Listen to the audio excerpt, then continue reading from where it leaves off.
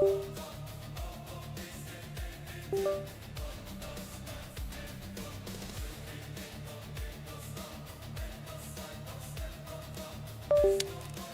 I need to do here? Play Assault.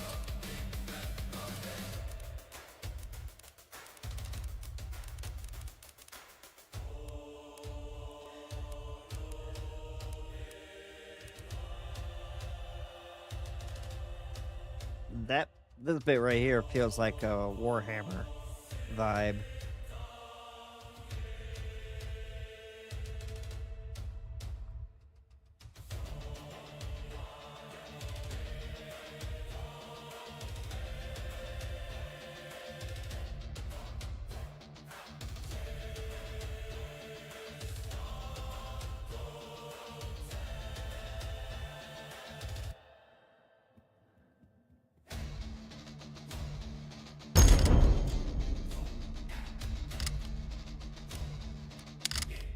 Oh, come on, you need to be kind tonight.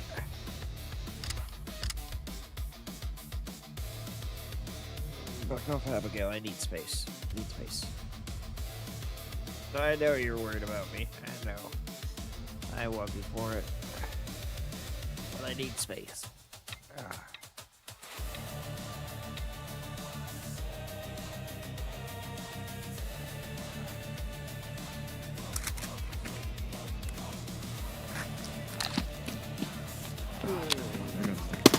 You got some problems?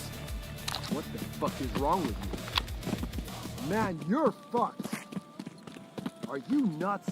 What the hell? What the fuck is wrong with you? What's your fucking problem? Copious amounts of drugs is what's wrong with me. Copious amounts of drugs. Or lack What's thereof. wrong with you? You take your pick.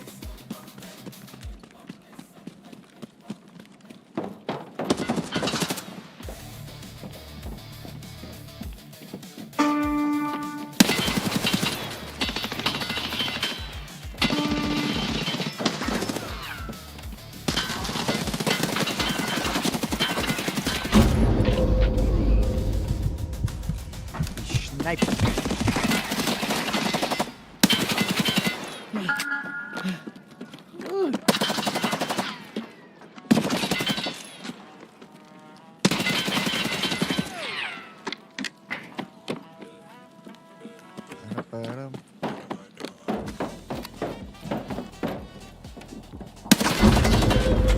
Oh, nice headshot.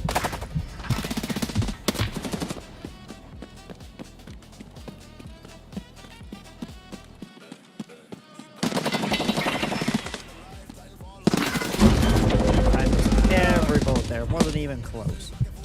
Wasn't even close.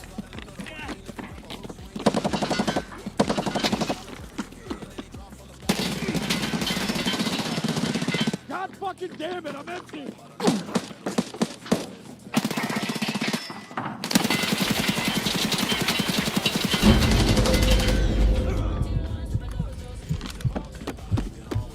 Man, you're fucked.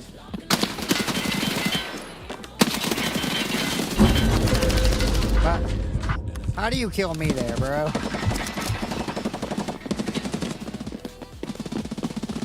I mean, I suppose I might have jumped right in front of him.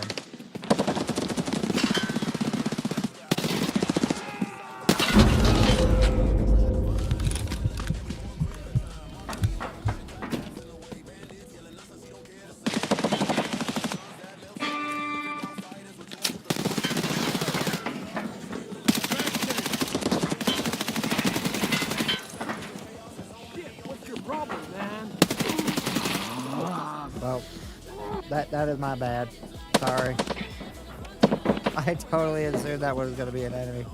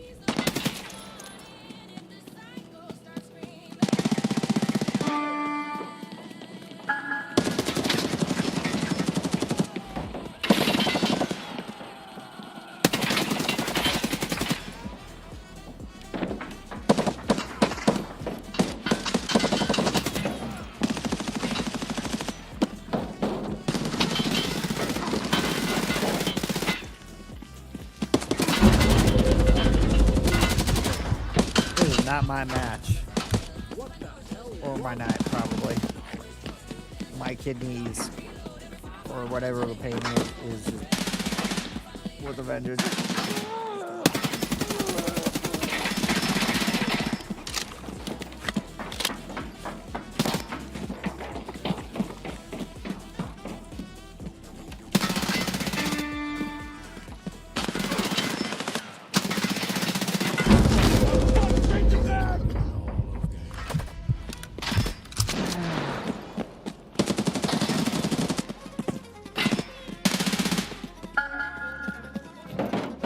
Fortunately, my teammates are letting me backpack off of them.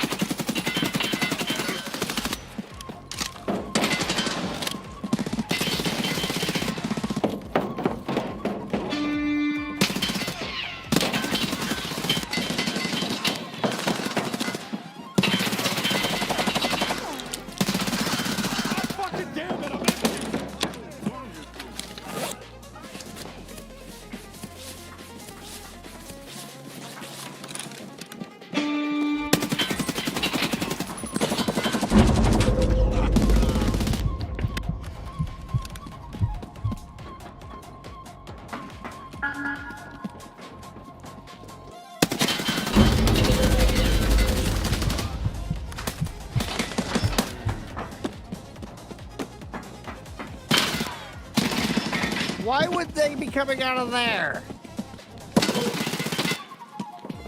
Are you nuts?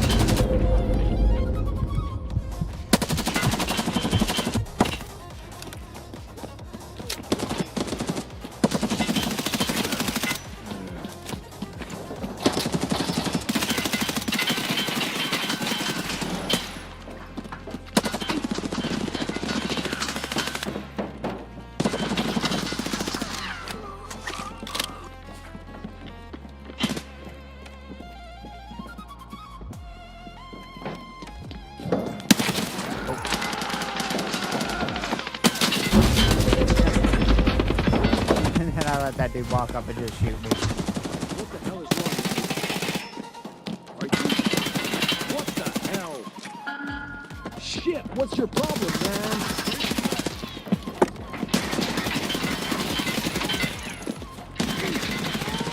Damn Ruskies. What the fuck is wrong with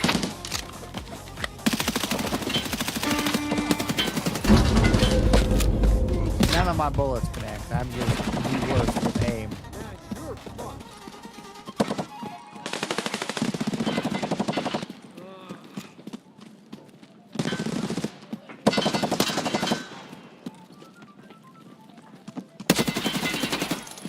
Shit, what's your problem, man?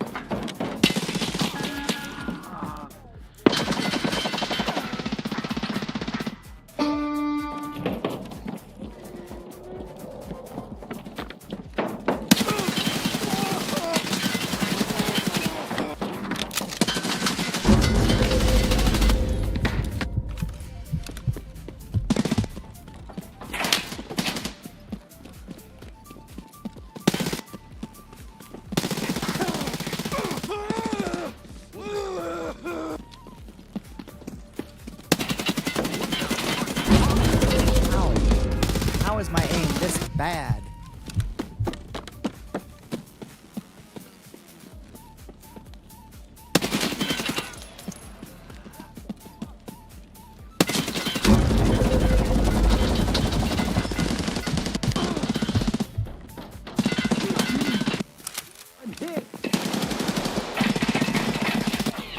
You got some problems? Oh, goddamn shit, I'm fucking hurt!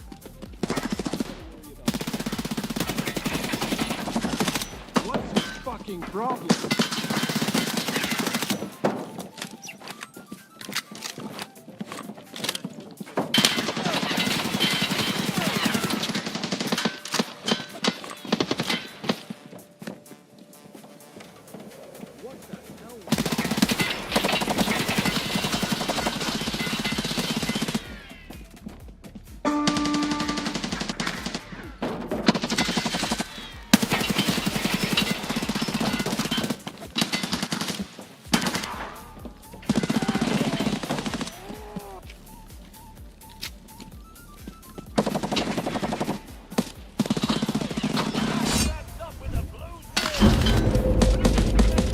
Thank you for backtracking me, guys. I was being terrible. Absolutely terrible.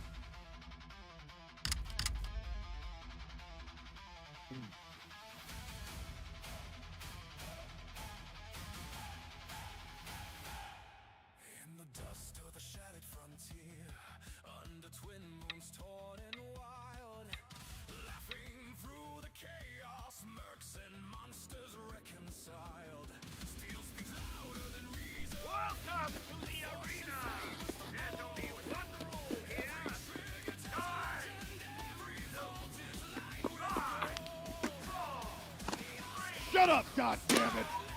Shut up! Shut the fuck up!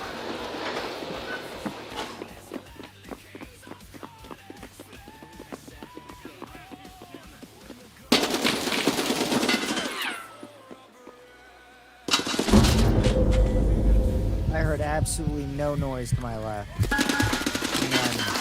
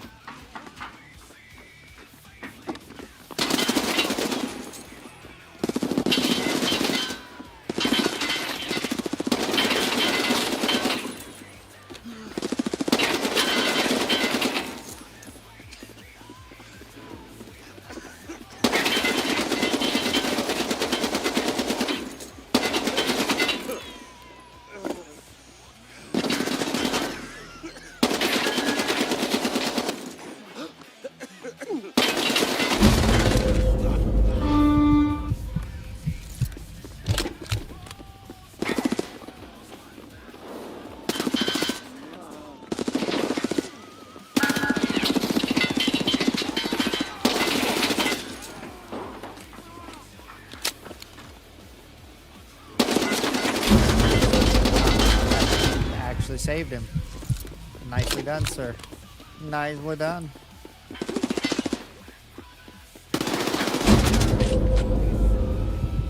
He better have been firing at someone else. Not pre-firing my ass.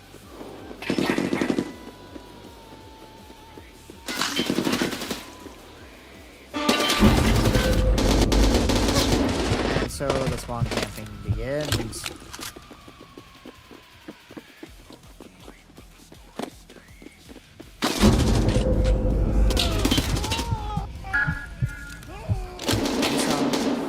Usa. Use the Frabas.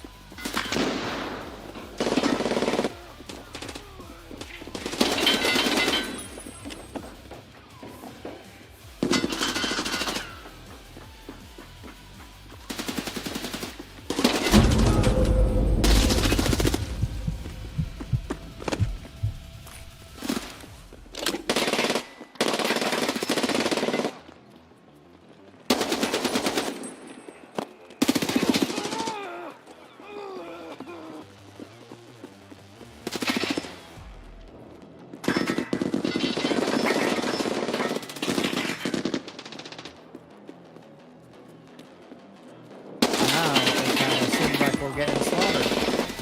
Just a wee bit.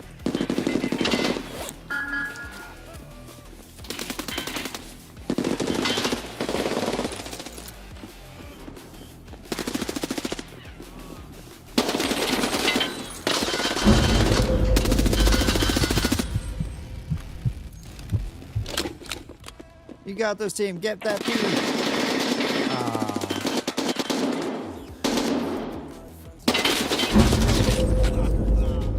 I was really hopeful.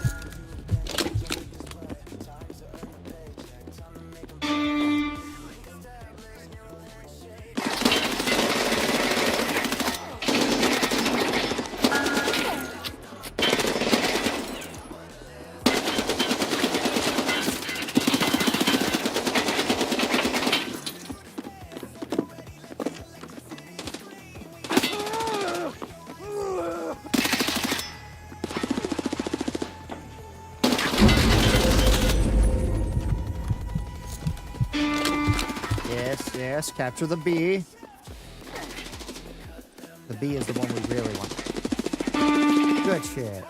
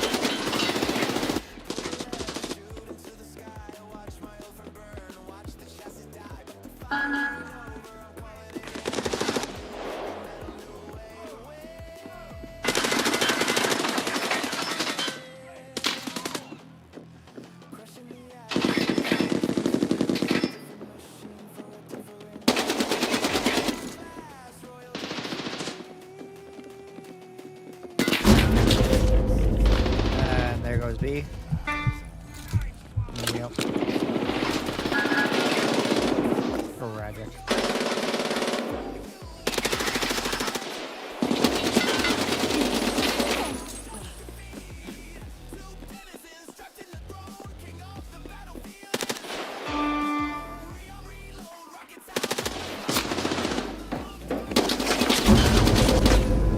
Why did he only make noise when he was already up there?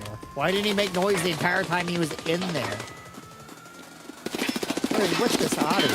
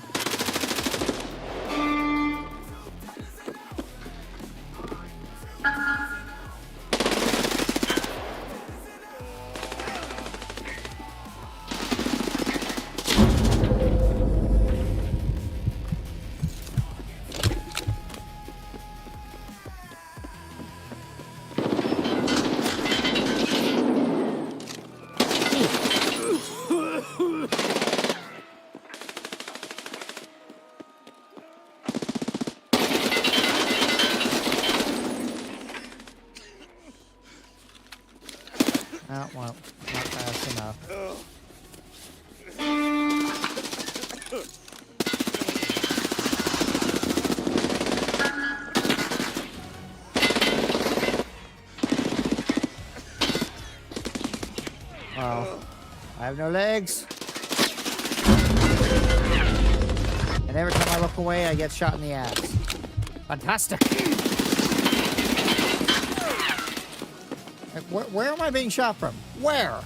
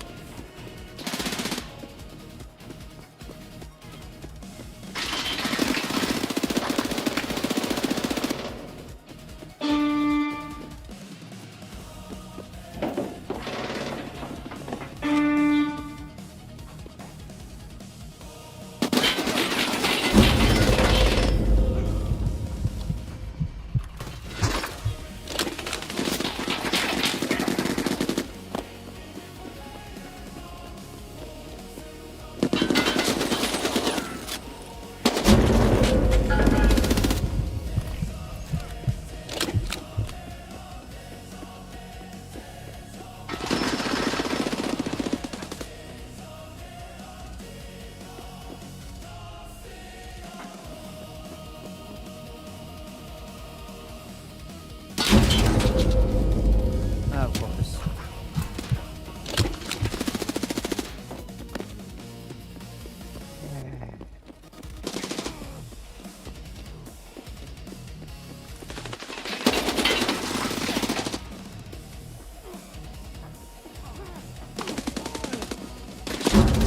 Come on! Every time I try to shoot at someone, I get jumped from a different fucking direction.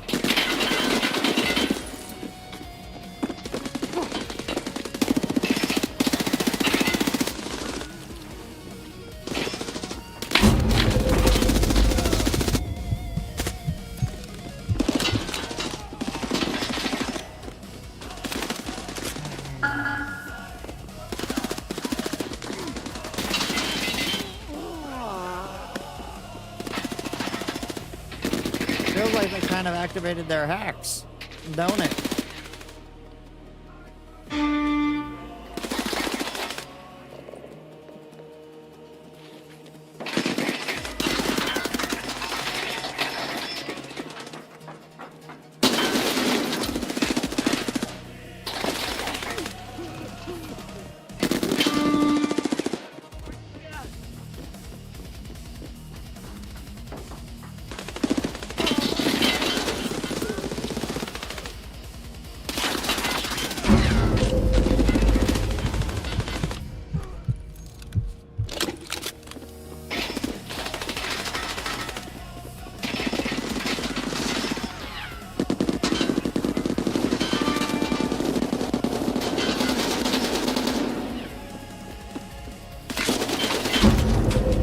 I got one kill before I got shot in the fucking back that time.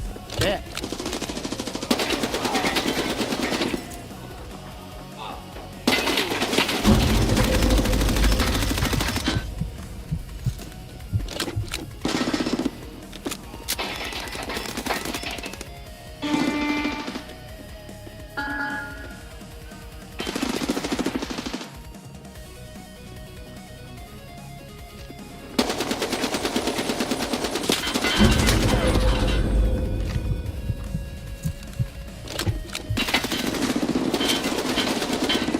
I love how I tell it to aim down sights, but it doesn't want to do it.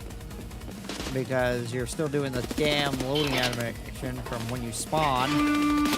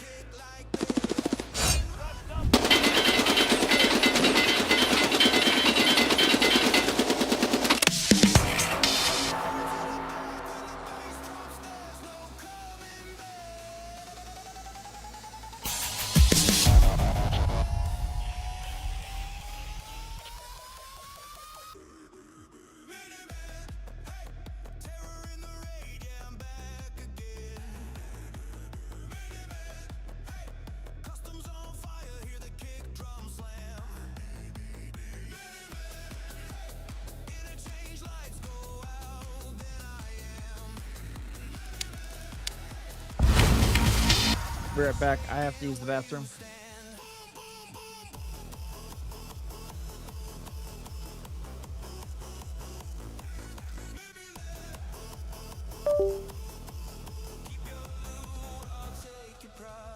Interchange glow, neon hum, steel and glass.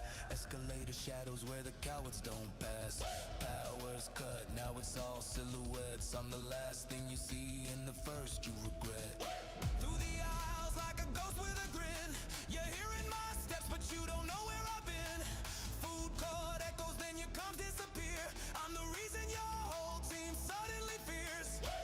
Run, better pray to your plan, but your plan don't work when it's mini-man. Eyes up, too late, I'm already inside. When the kid gets on, there's nowhere to hide.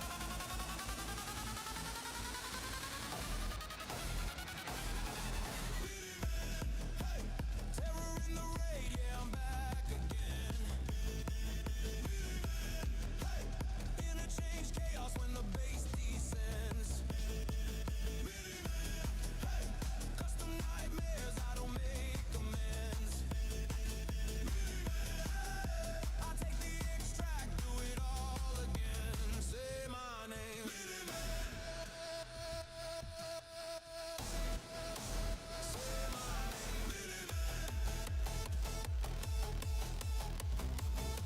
Say my name.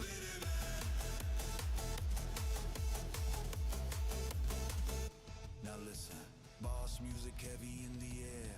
Three shadows stalking like they own the lair. They thought they were hunters, thought I'd be the prey, but I turn legends into loot in a ruthless ballet. The goons step up, I don't step back. I bring raw violence in a 4-4 attack. One by one, watch them fold in the dust. Crown on my head, cause my aim is a must.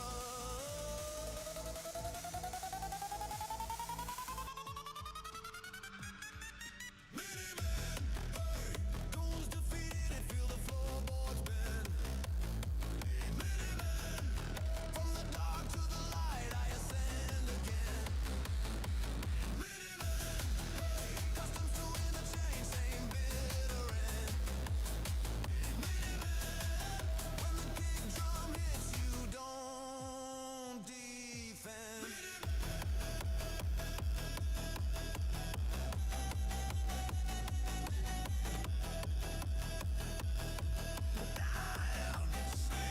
Stand down.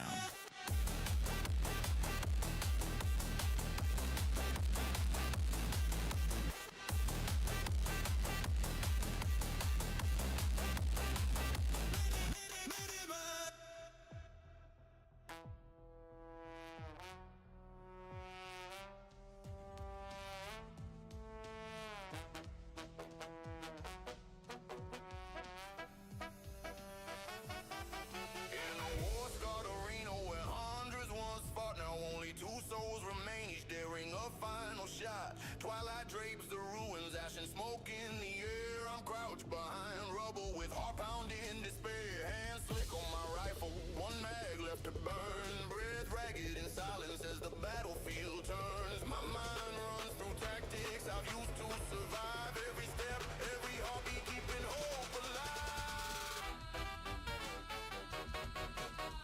Footsteps echo distant, is that you or just fear? I hug what's left of a wall, keep my enemy near. Okay, I'm back. For mistakes, now the whole war's at stake. One flinch and you'll find every bone in me quake. But our spirit no panic, just focus, this is my last fight. Bungee arrows for now. I'm the last one standing, fueled by fire in my veins. Every thought razor sharp, while this final zone remains. The world's closing in, but I won't bend or break. I've come too far now with everything at stake. The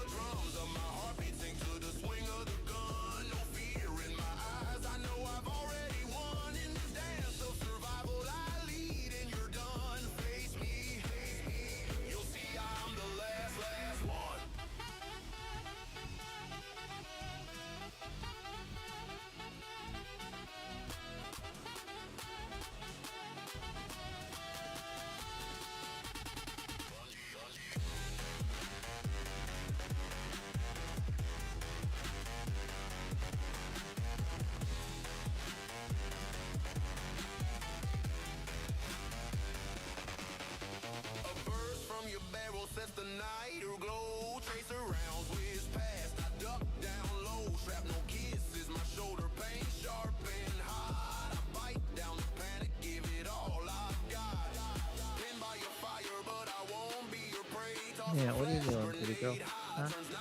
What are you doing? I know you want to be let out. I know you don't like being trapped in here. But you're stuck. You're stuck. Yeah? This is it, one shot for the win.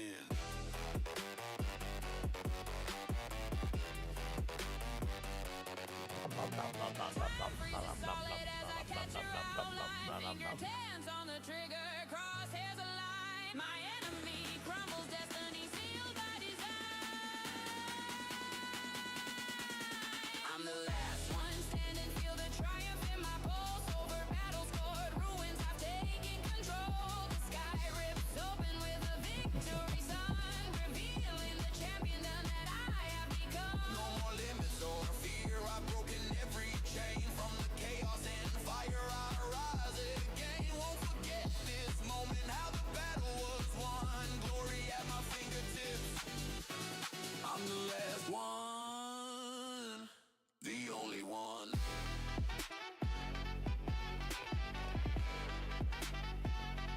The only one.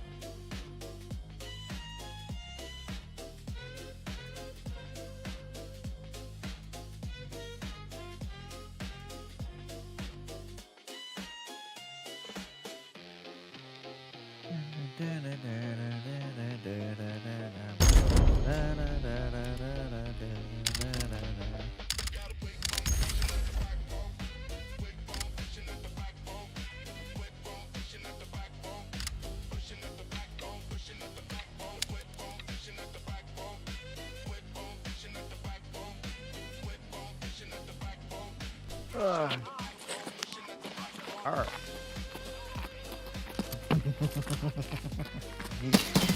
You are too adorable. Let's just assume he deserved it.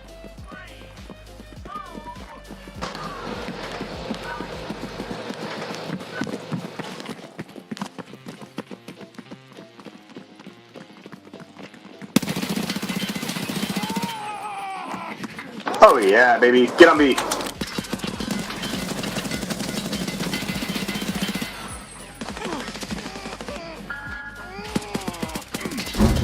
Oh, come on!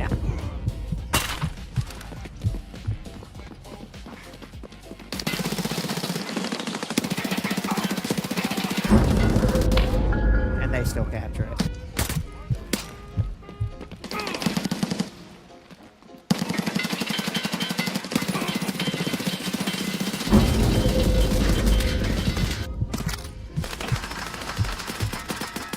This game is going swimmingly! Good kill. Good kill. Oh, nice. We captured B.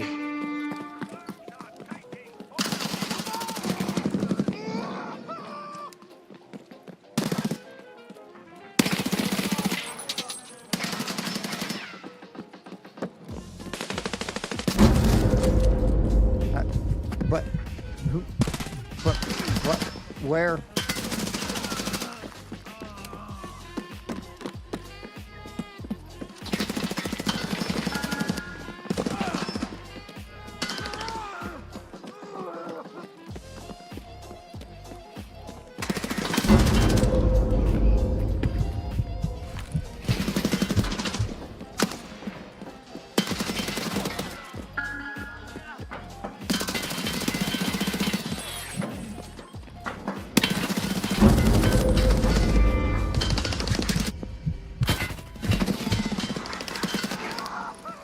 we started off good.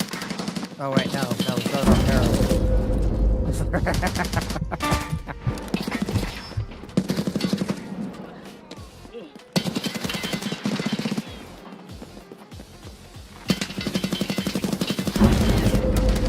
Why am I constantly being shot in the fucking wall?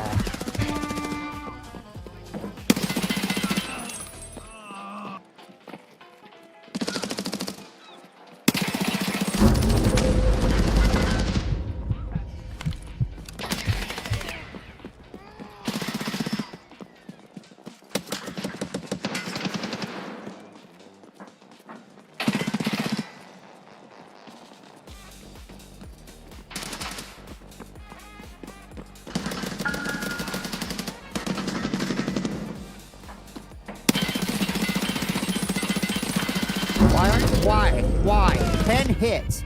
10 fucking hits.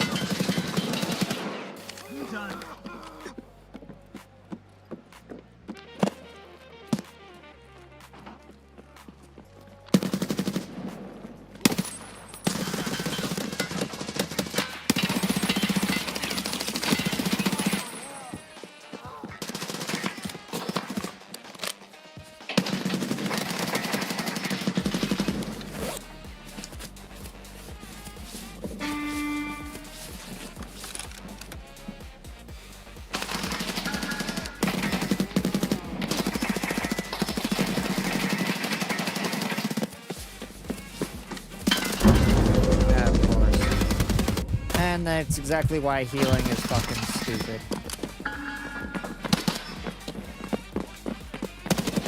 Get on it.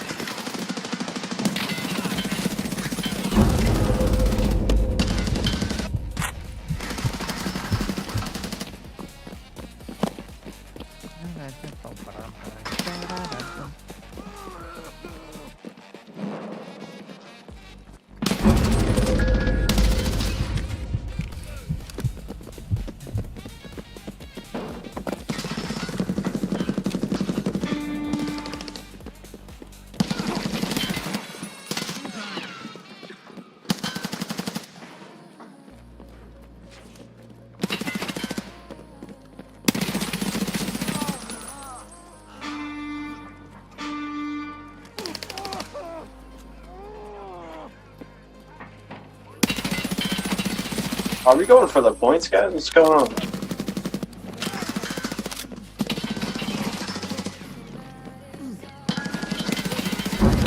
When everybody stopped helping me keep B, there's like no point to try to go for caps. All you have to do is hold B and you win the whole game. That's not exactly how it works, but he's not exactly wrong.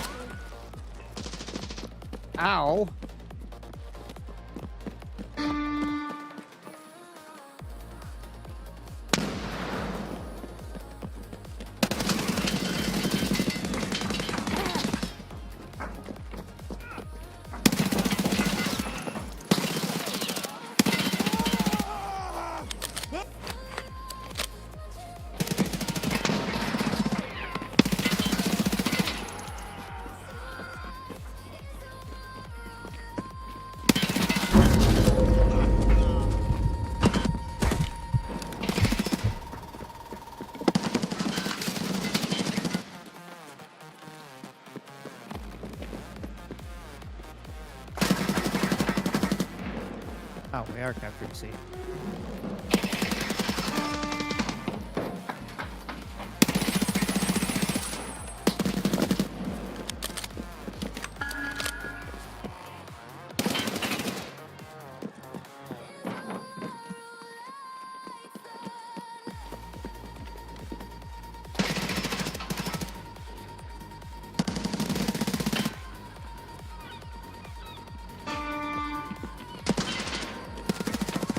Brother, I just whooped that guy up on stairs for you.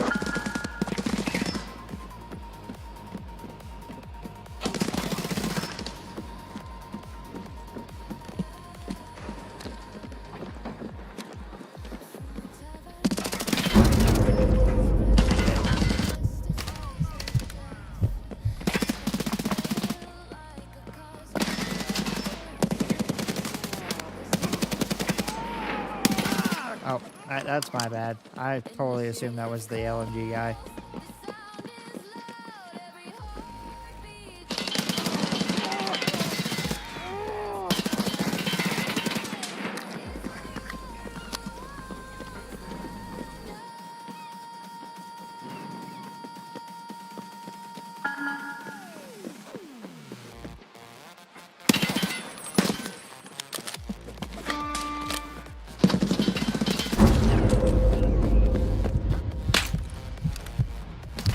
I got the memo that that was a teammate I was shooting at. He did not.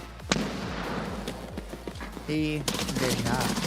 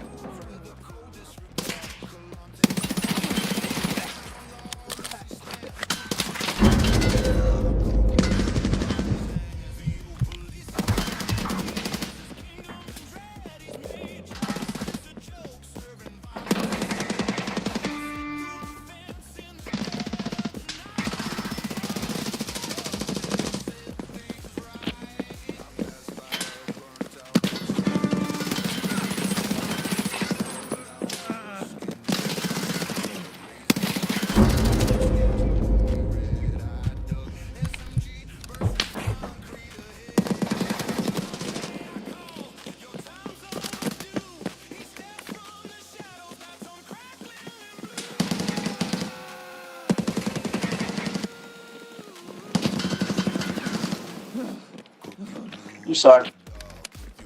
Oh, that's my bad. I'm sorry.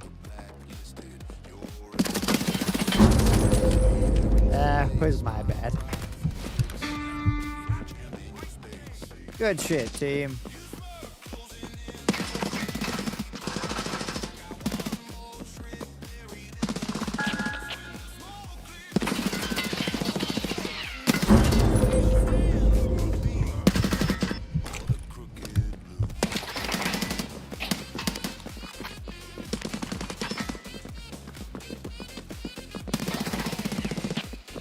Behind you, asshole.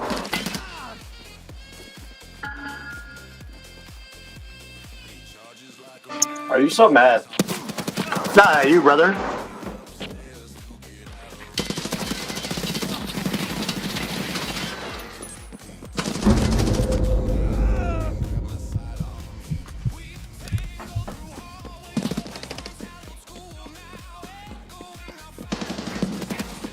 You suck.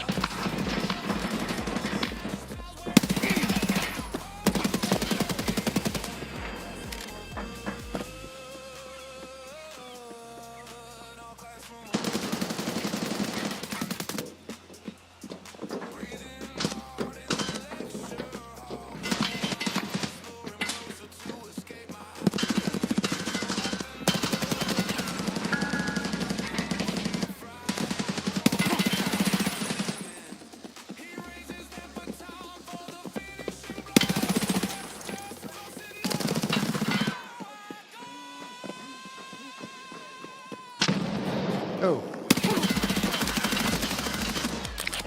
The fuck out of the fucking ground, dude. What are you doing? Yeah, dude, fuck that guy. Prone an A.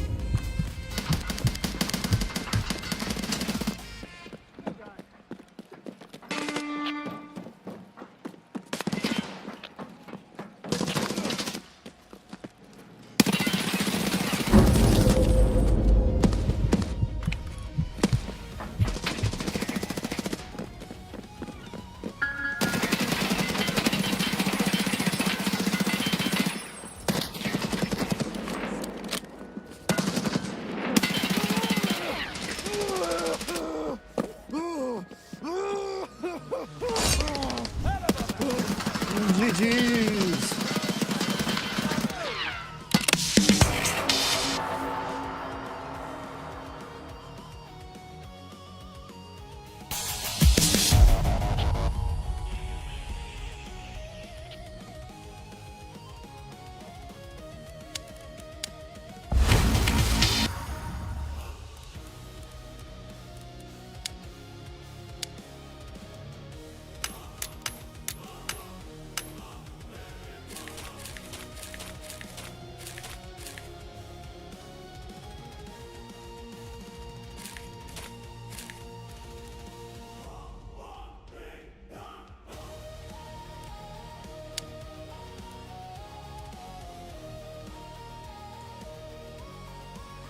Where is this cord?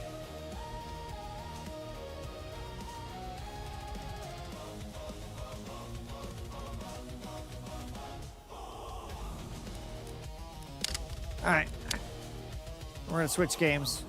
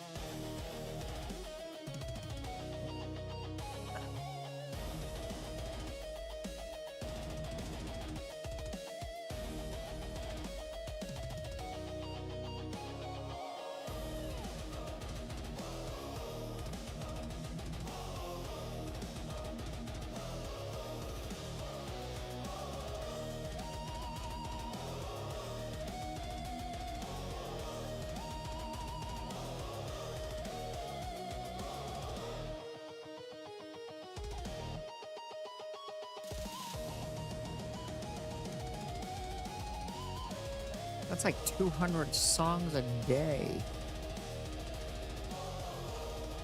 Yeah, let me make sure I'm doing the math right here. Where's my bloody calculator?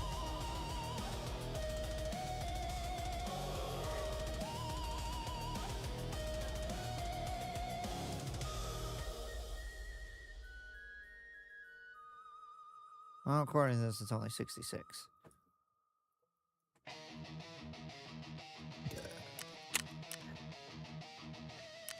Ooh. Let's take that off because we're going to interchange.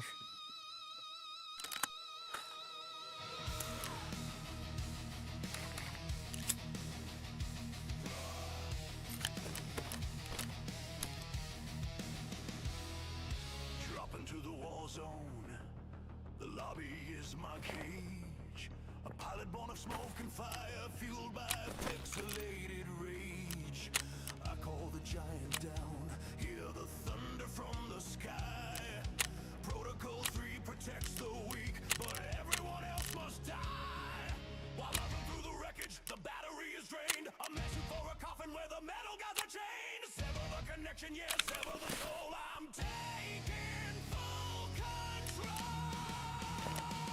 The screen is bleeding red. Bleeding red. The numbers in my head.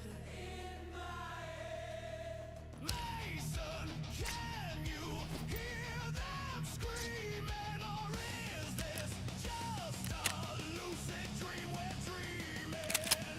Hail to the Marble Knight, lost in the haze, set in the servers of light. 420 blade, You know what? This shotgun is gonna get me killed. king of the kill with a chrome-plated heart.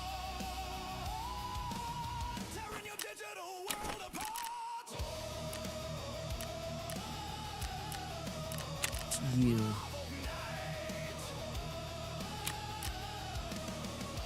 Wake the fuck up, samurai. We got a city to burn. In the neon glow of Night City, there's a lesson you will learn. High on the chrome, cyber psychosis setting in. I got a mantis blade for a conscience and a devil for a grin. Back in the shadows, espionage and lies. A tomahawk across the map, right between your eyes. No good that can hold me, no respawn is free. Bow down to the legacy.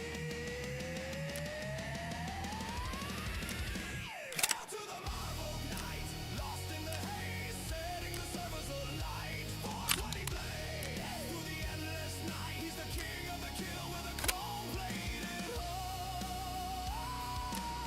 Tearing your digital world apart. Rivals, they gather round the throne. Superheroes, villains, but I stand alone. Iron suits and green-skinned beasts gather round for the slaughter feast. Multiverse collapses, timelines fray. I seize the night, I seize the day. Spider webs and cosmic beams, shattered hopes and broken dreams. Male night lays supreme.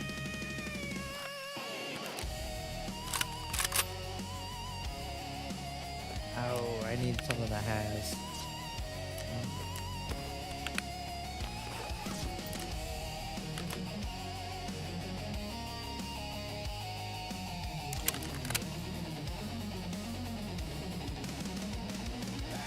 Marble Knight, lost in the haze, set in the servers of light. 420 blade, through the endless night. He's the king of the kill with a chrome-plated heart. Tearing your digital world apart.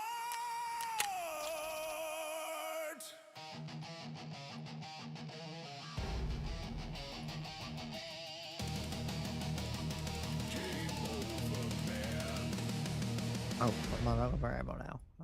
Game over. Need to crawl out of my own head.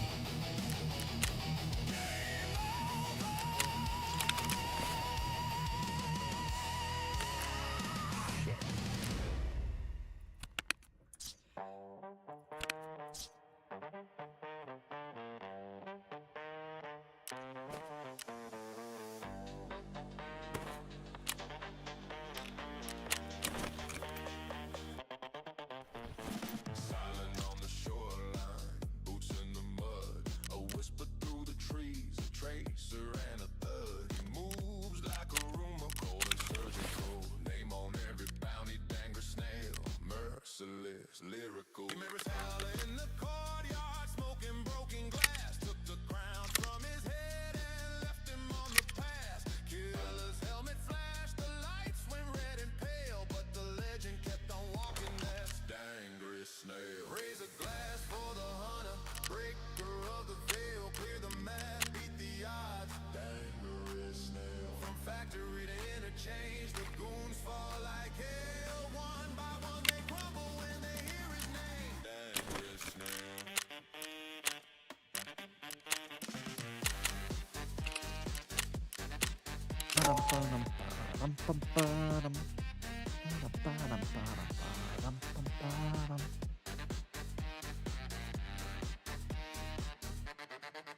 Sanitized walls were burning, med crates in the hall. It moved through like a shadow, answered every call. Look, cause we're shouting, radio split the night, but the raid turned quiet when the snail stepped into sight. The killer's claws were hungry, the factory smelled of rust.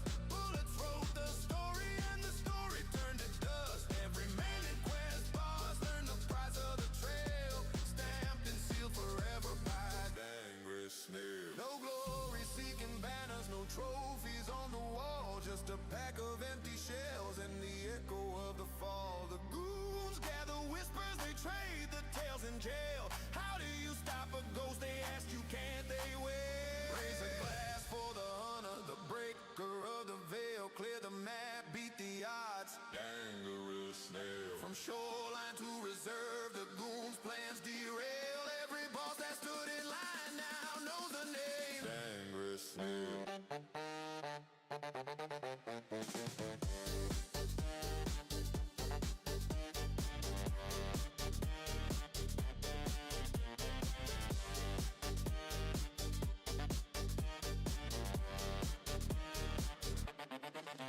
When the raid clock's ticking and the extraction's near, you'll hear a quiet chuckle and nothing left to fear. He walks away with loot and a grin that never fails. The map remembers footsteps sign. Damn goose.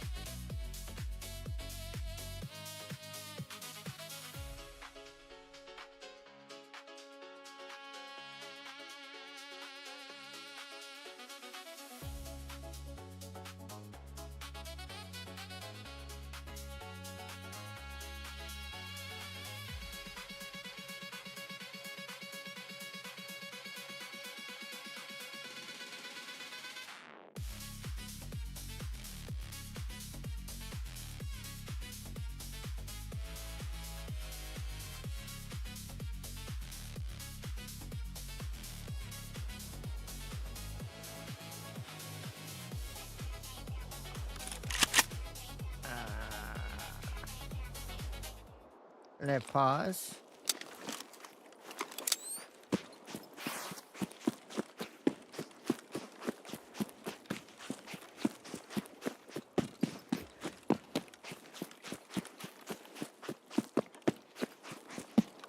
That was a quick queue timer.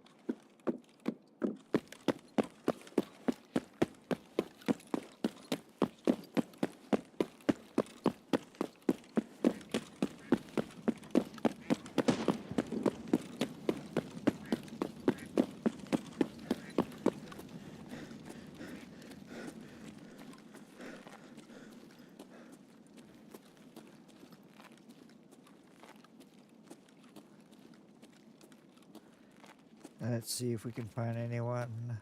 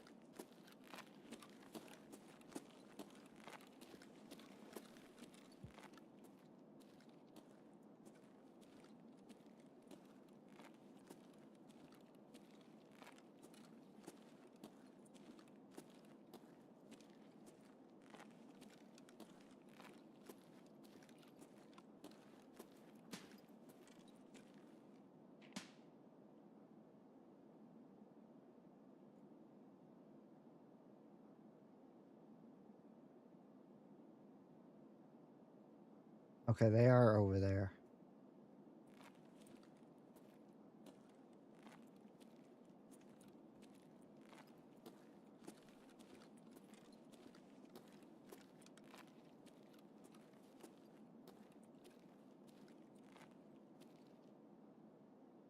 They're gonna push this way. They're gonna push that way. They're gonna push that way.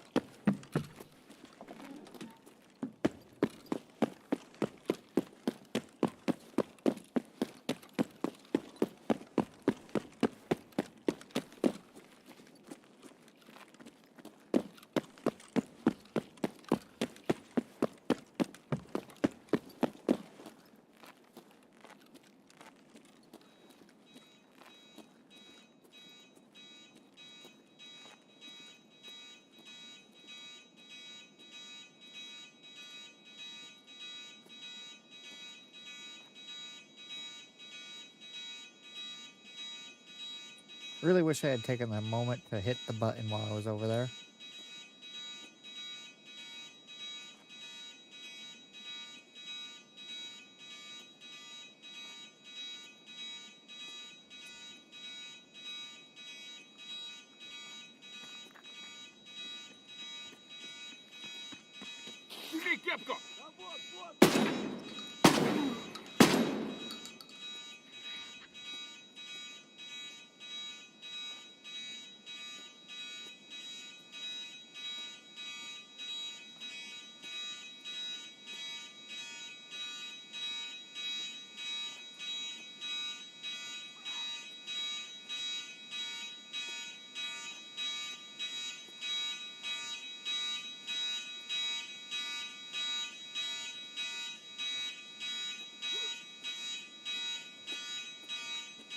Are you not coming up here?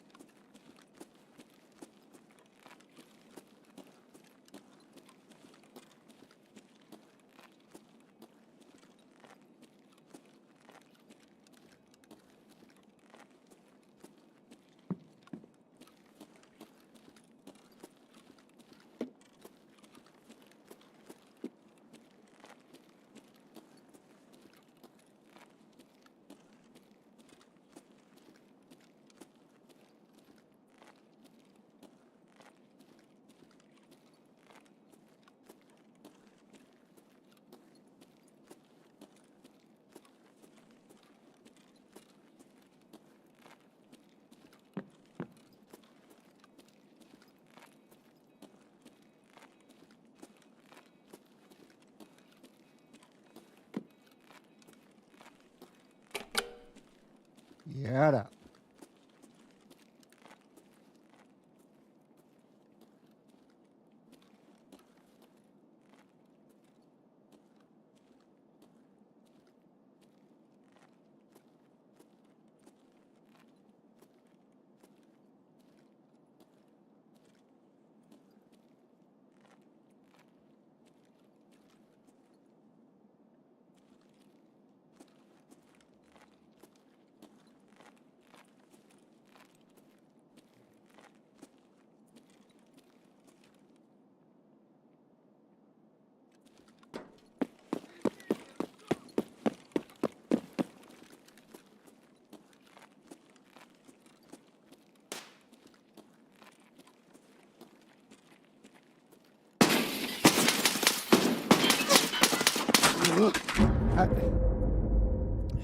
Of course. Of course. No, that makes perfect fucking sense.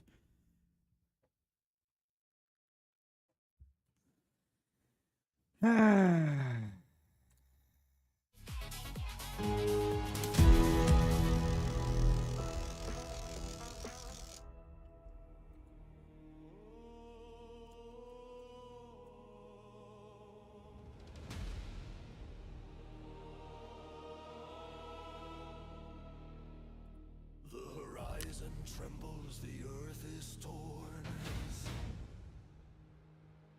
Enforcing lit marches where legends are born. No shelter stands, no mercy shown. The war begins. He fights. Yeah, this feels suspicious as shit.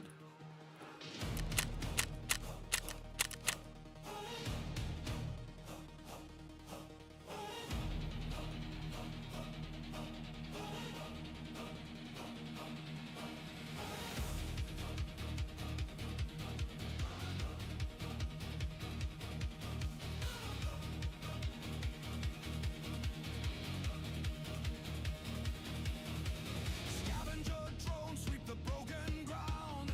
Eyes of steel with a predator sound. Enforcing lead moves through the shattered plains. Gathering scraps while the silence reigns. Signals flare in the orbital shade. Sentinels stalk through the barricade.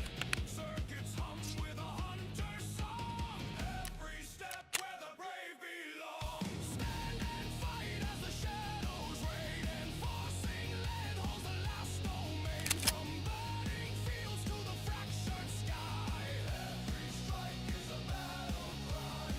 Hunters swarm with their iron jaws. Raiders crash with relentless laws. Enforcing lead fires through the storm. Holding the line as the swarm takes form. Then the ground shakes with the titans roar. The meteoric rises, steel and gore. Blades of light in a crimson tide. Enforcing lead will not subside. Explosions tear through the midnight dust. Every shot through haze where the soldiers trust. He strikes the core with a final flame. The matriarch falls and the world reclaims.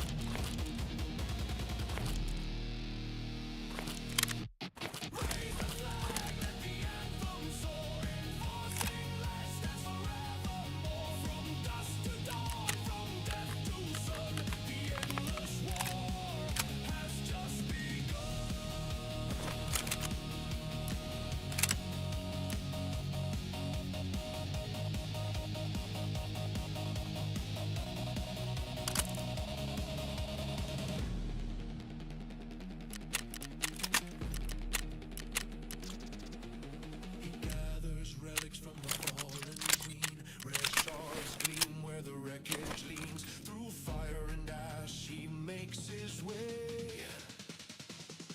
Enforcing lead to base today.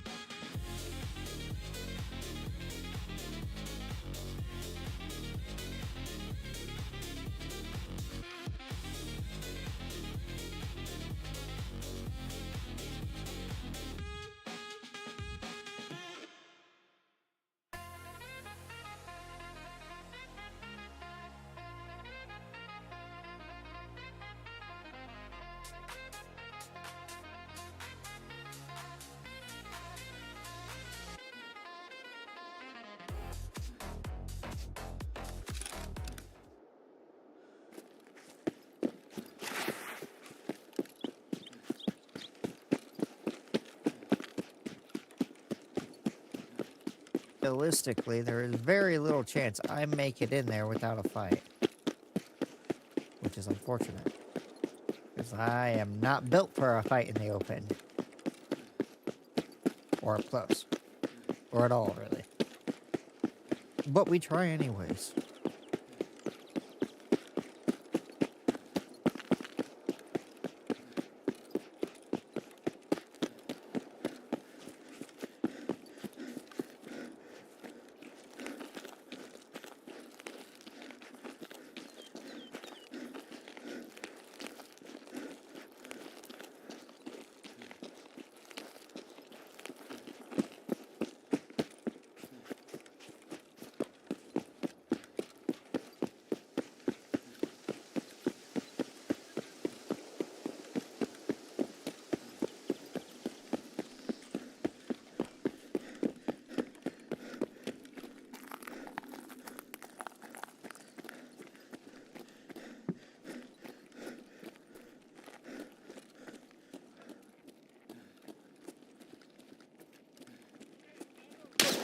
Oh, Jesus!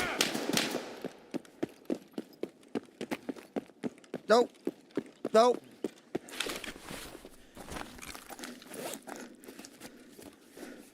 So...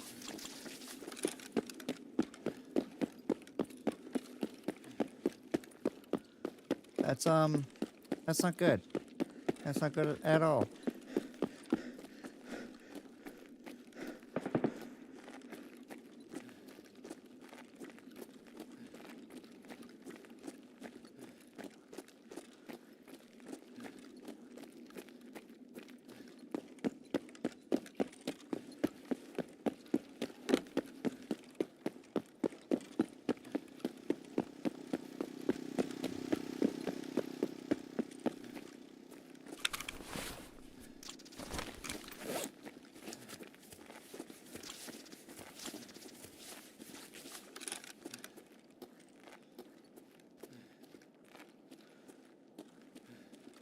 Well, at least we know where Killa is.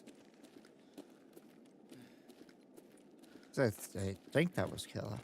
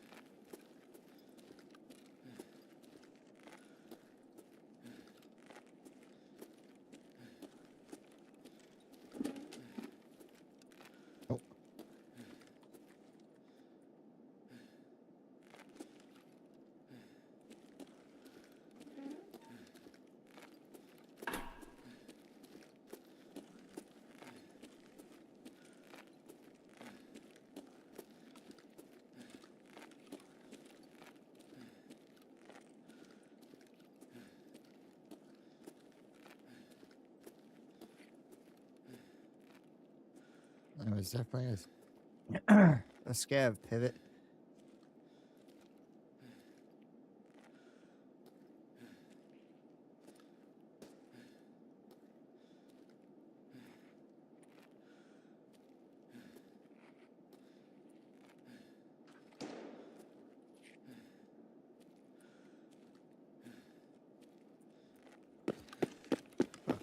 We'll go up top.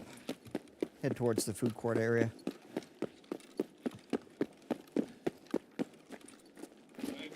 Oh, Jesus Christ! No!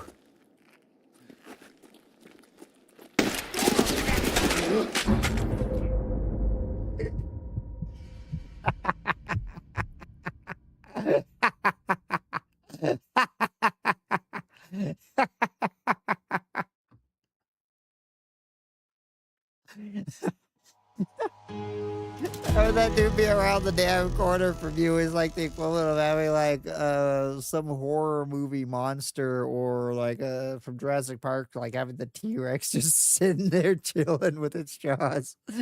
I was not killing him with this gun.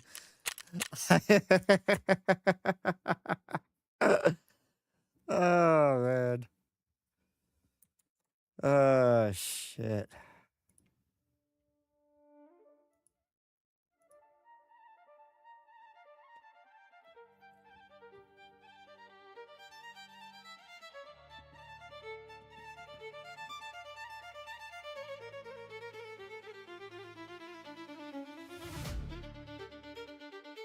Oh, love it.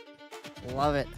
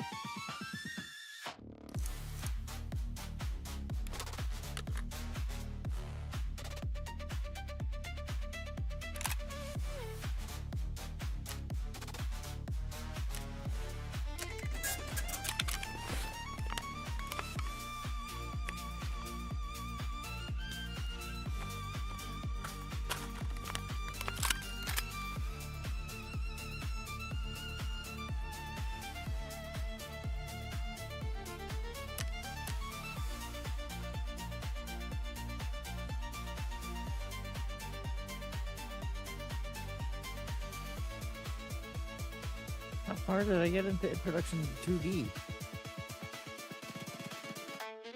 Oh, looks like I got viewport done.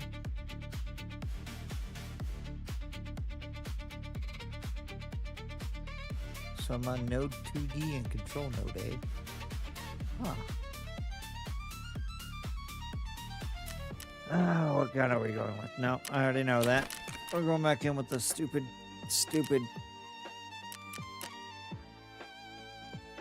No, we're not. No, we're not. I was gonna go back in with the stupid shotgun, but nah.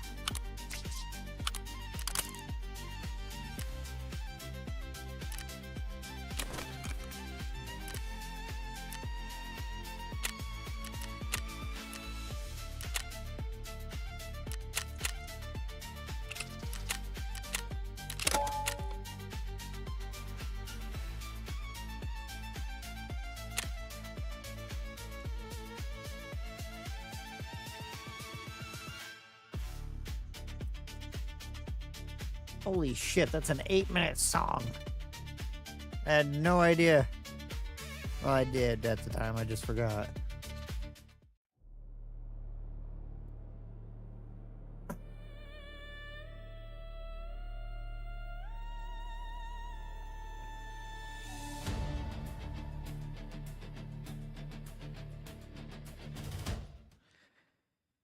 Alright, downsize that.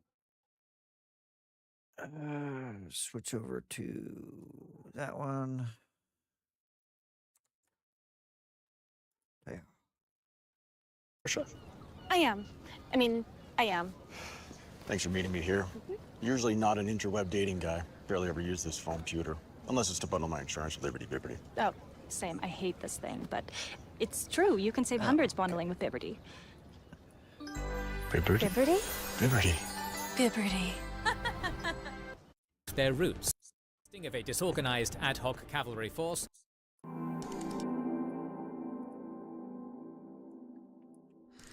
Okay.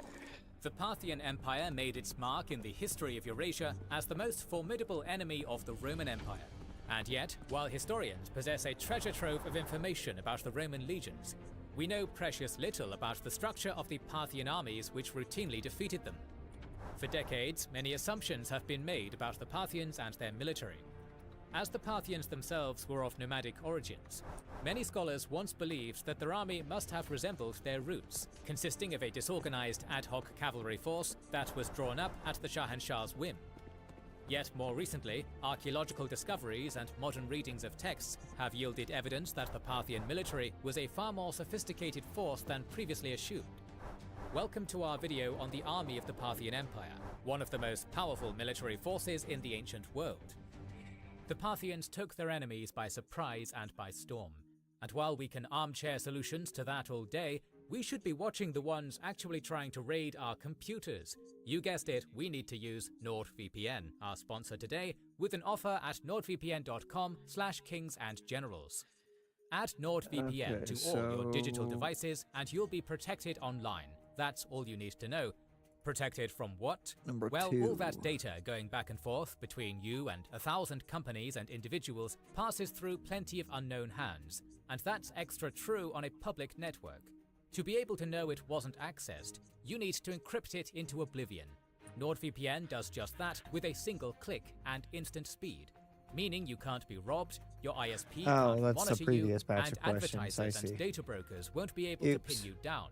Of course, NordVPN also makes your IP address your choice, meaning you can digitally be anywhere in the world to bypass regional blocks on anything from censored news to streaming services.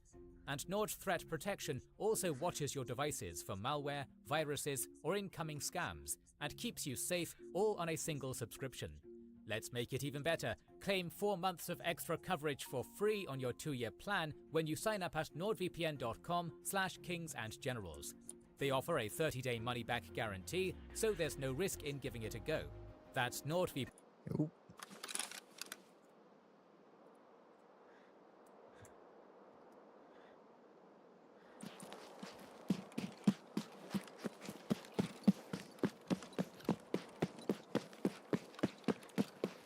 That last run was really unfortunate. That killer had it out for me.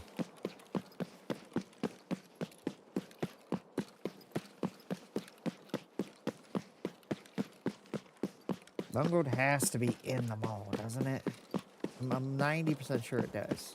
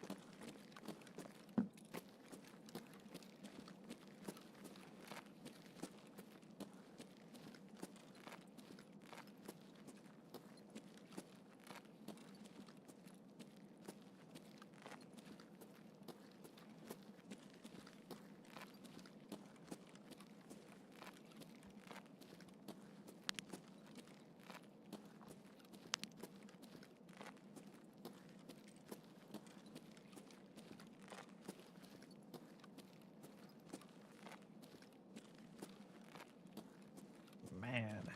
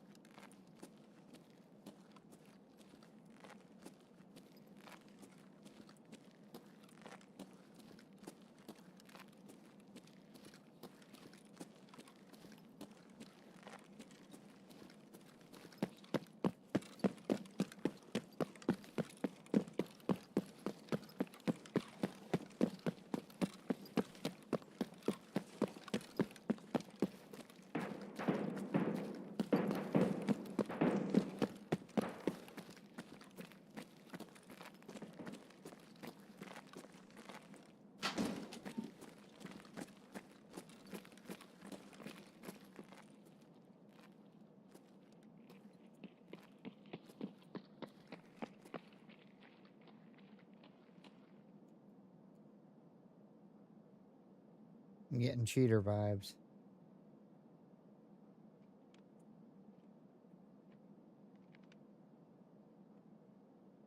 He's reloading before he pushes me.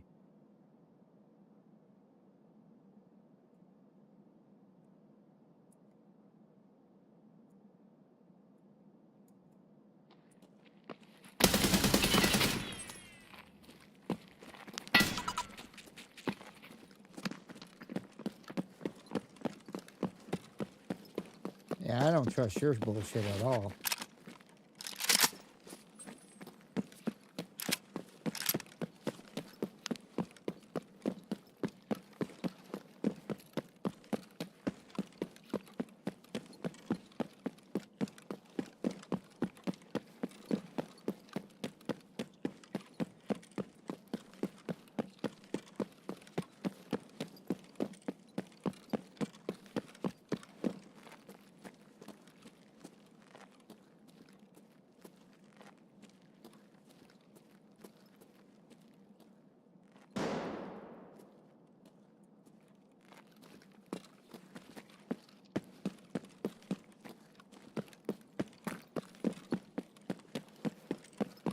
There's a slim chance he heard me, and that's why he was acting the way he was.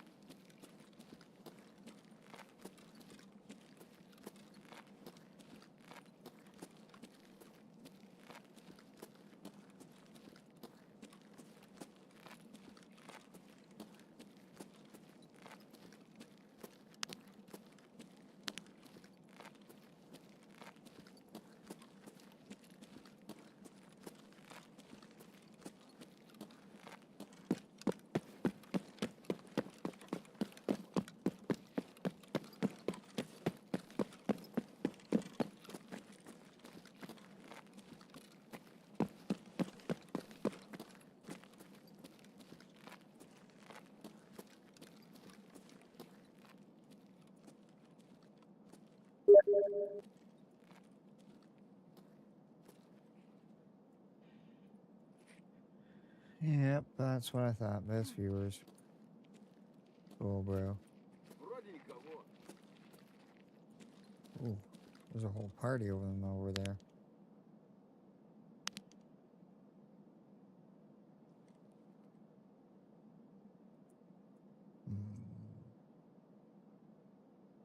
Do I push up?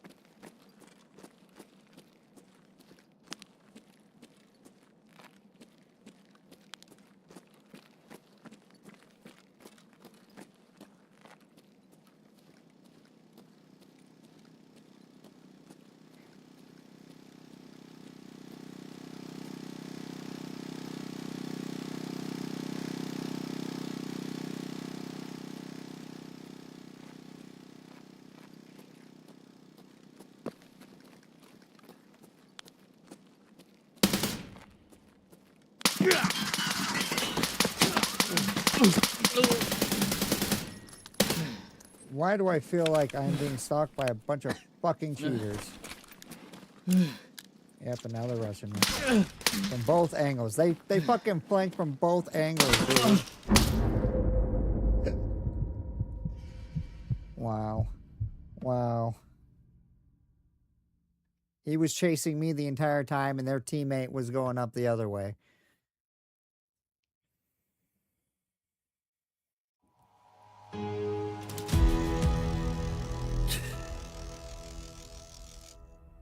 Wow.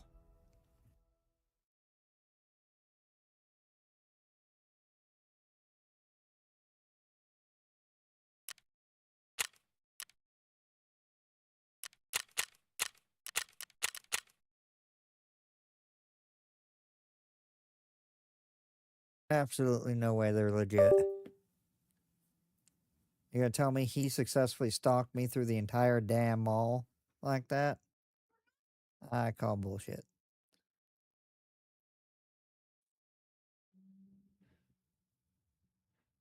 The only possible explanation I could have for that is maybe he was hiding in the damn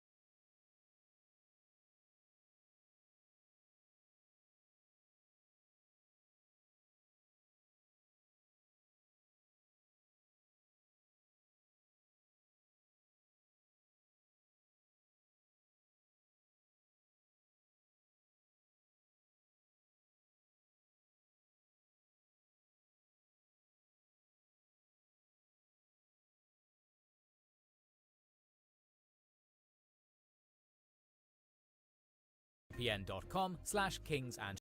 Much like with Roman and Greek military history, the study of the Parthian military began with German scholars in the late 19th and early 20th century, whose interpretations would lay the groundwork for decades to come. The framework for the study of the Parthian military was based on several major assumptions. The first was that because the Parthians were originally a nomadic people who conquered the sedentary cities of Persia, their army must have been dominated by nomadic forms of warfare, as seen on the Eurasian steppe. The second was that the Parthians were more heavily reliant on cavalry than its predecessor or antecessor, particularly horse archers and cataphracts. The final assumption was that the Parthians had no permanent standing military, with nobles and their retinues being called up to serve on an ad hoc basis during times of war. While the origins of Parthians as a steppe society were important to understanding Parthia's army and society, much of that understanding was based on outdated conceptions of what steppe societies looked like, and how the Parthians actually integrated.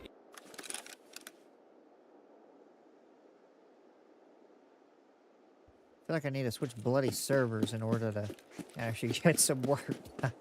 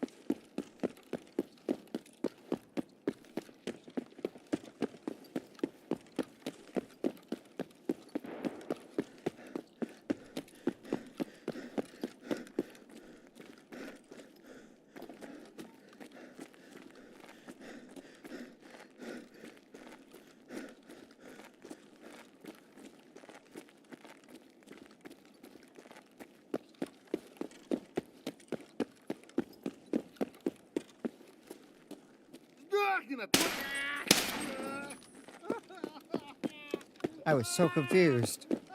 Like, I can't possibly be a player.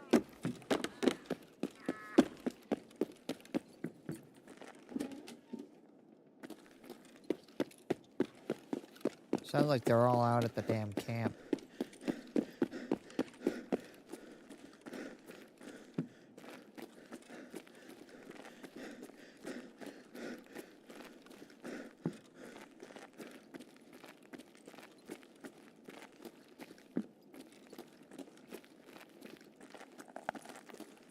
Lots of gunfire off to the left, out by the road.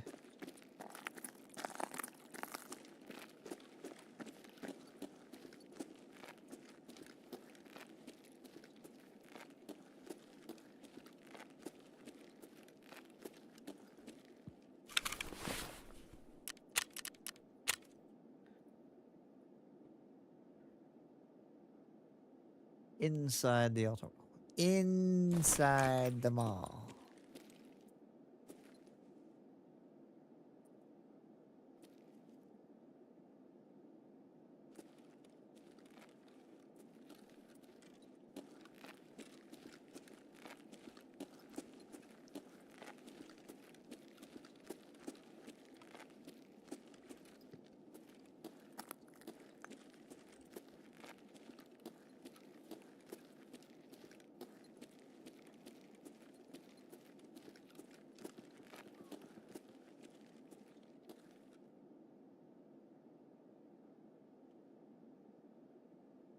Oh, that was just a scav finding the body.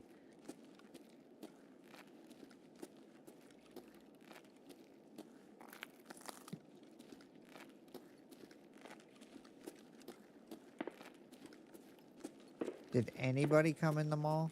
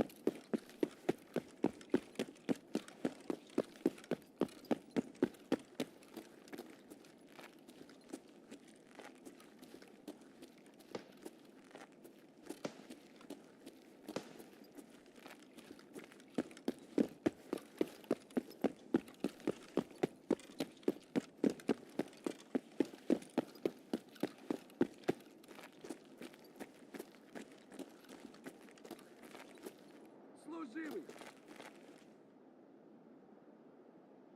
Huh.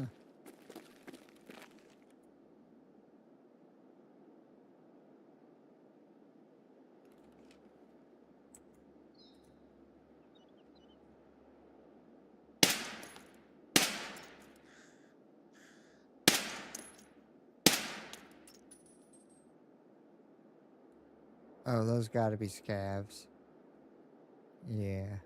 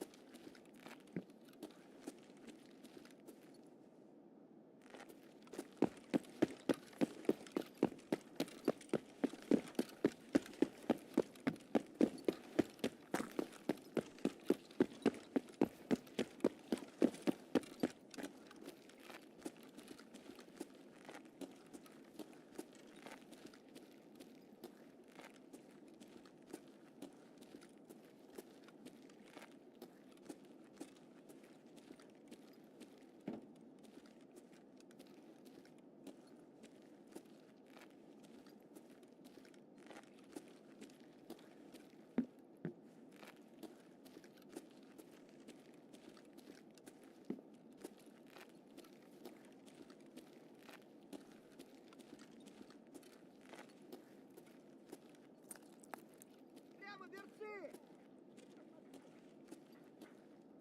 Да не обижу, выходи!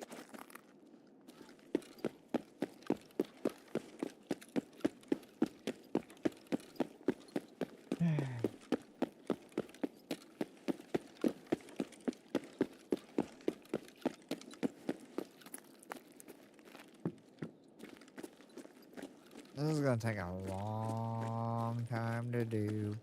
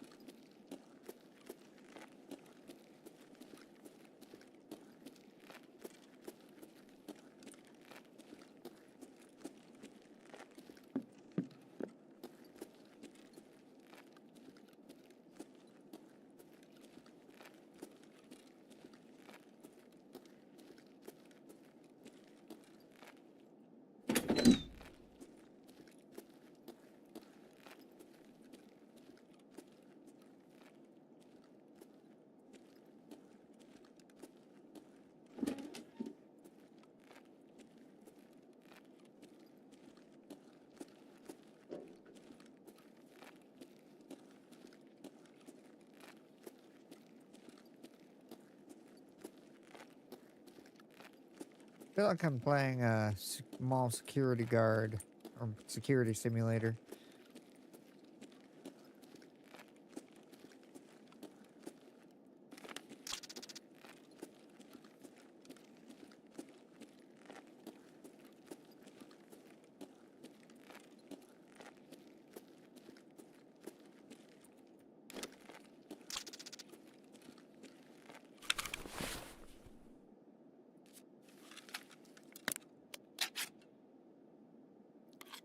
There's no gunfire going on in here. There's just nothing. Nothing.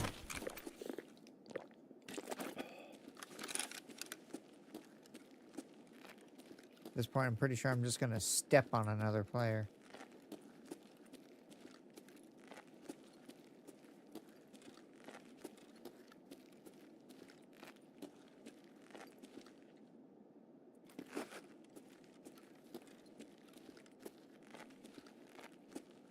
This also feels like it's been looted already.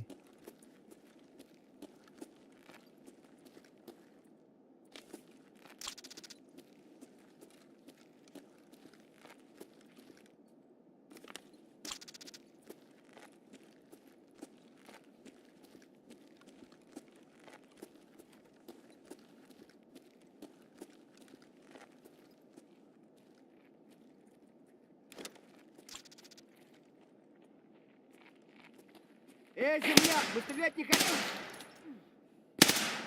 But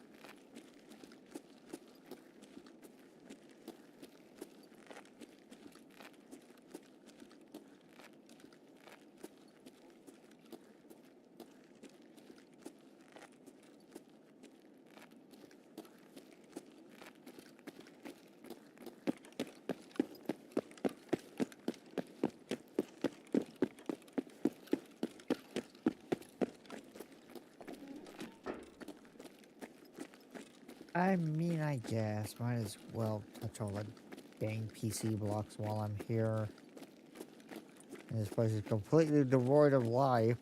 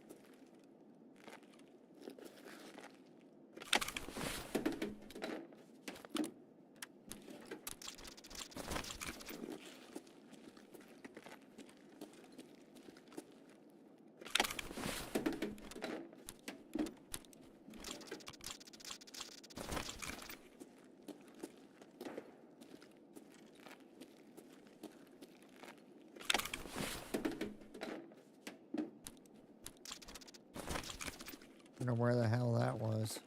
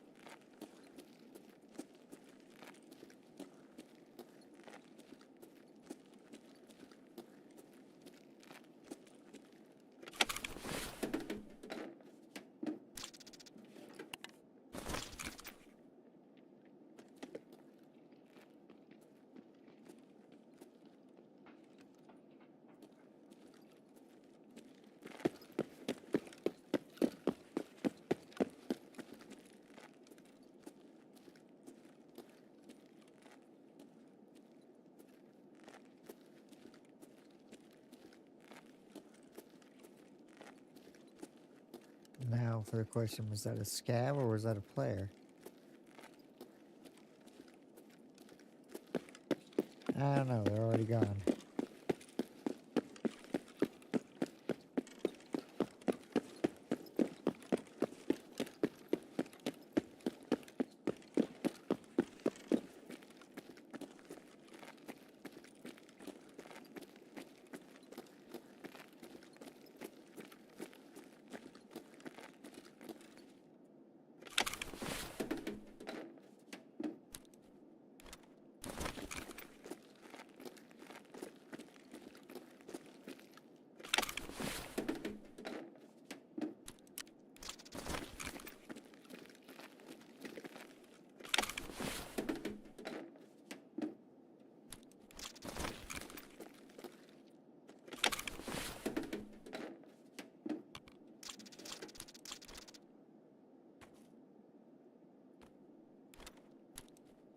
Interchange used to be a pain in the ass kind of map to get inside the mall. But once you got in, you know, you can reliably find fights and shit. Now it's just dead.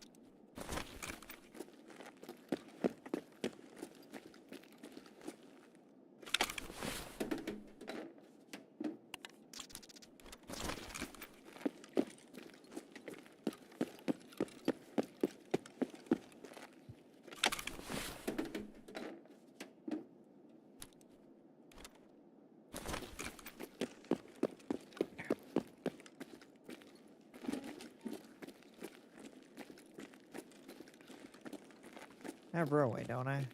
Yeah.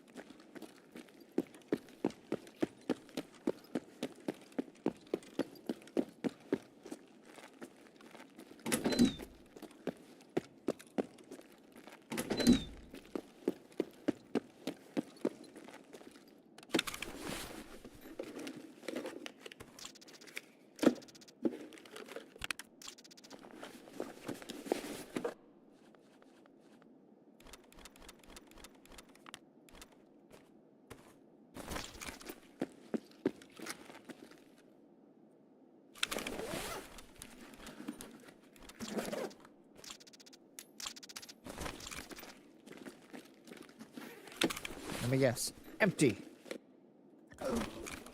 I shocked. Kinda, sorta, not really at all.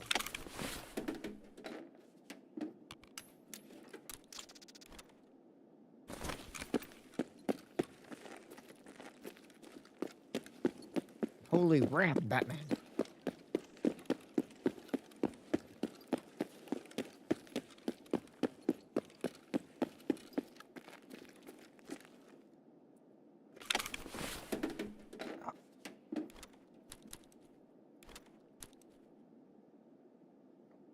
Right when I thought the kidney problem was calming down.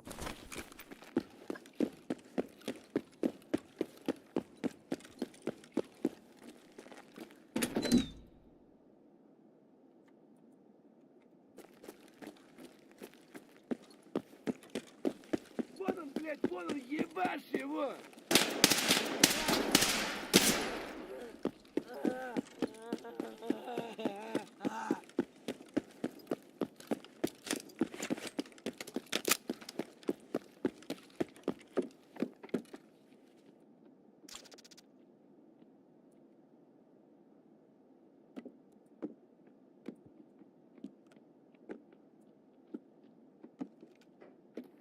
Hello? Hello? Anyone? I'm trying to do a co-op. I'm fairly... I ain't trusting you. Anyone here? Hello?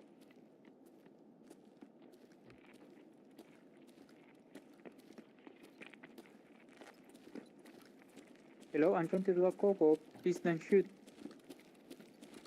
Hello, anyone? I'm trying to do a co-op. Area, PMC, I'm trying to do a co-op. I swear to God, dude, you try to follow me, I will kill you. Hello?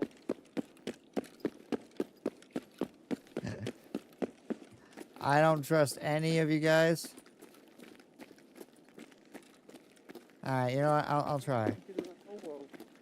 Alright, drop your gun. I don't trust you. Drop your gun. Hey, really? Hey, are you a PMC? I'm trying to do a co-op. Yeah, alright, I'll co-op with you. Are you a PMC? Yeah, I'll co-op with you. Yes? Yeah, head. Go ahead. Alright, go on. Okay, I don't have guns. Head to the extract, I'll follow you. Okay, I'm going to...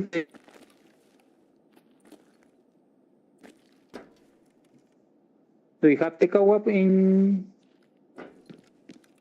Yes? Yes. Yes. Outside there is a scaffold over here. There's a tube. Good sketch. Was he delaying so that way his teammate could get ahead of me? Watch out, watch out, watch out.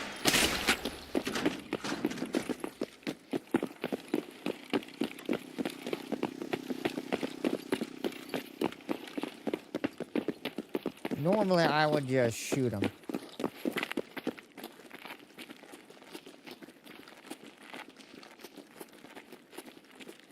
But I do want that 5.0 rep with,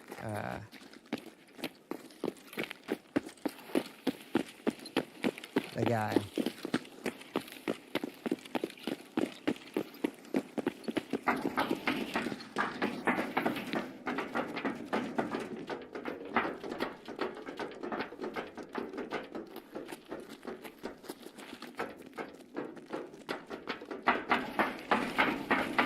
Hey man, thank you. No problem, man. Thank you for not, trying to murder me. Hey, thank you, man. Thank you.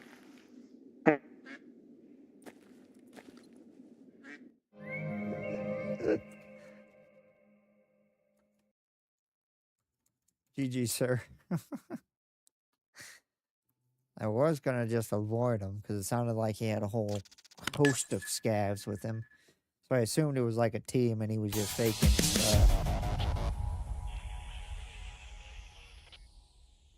I figured why not in the end. If I got into a fight, it'd be the most action I've seen all game.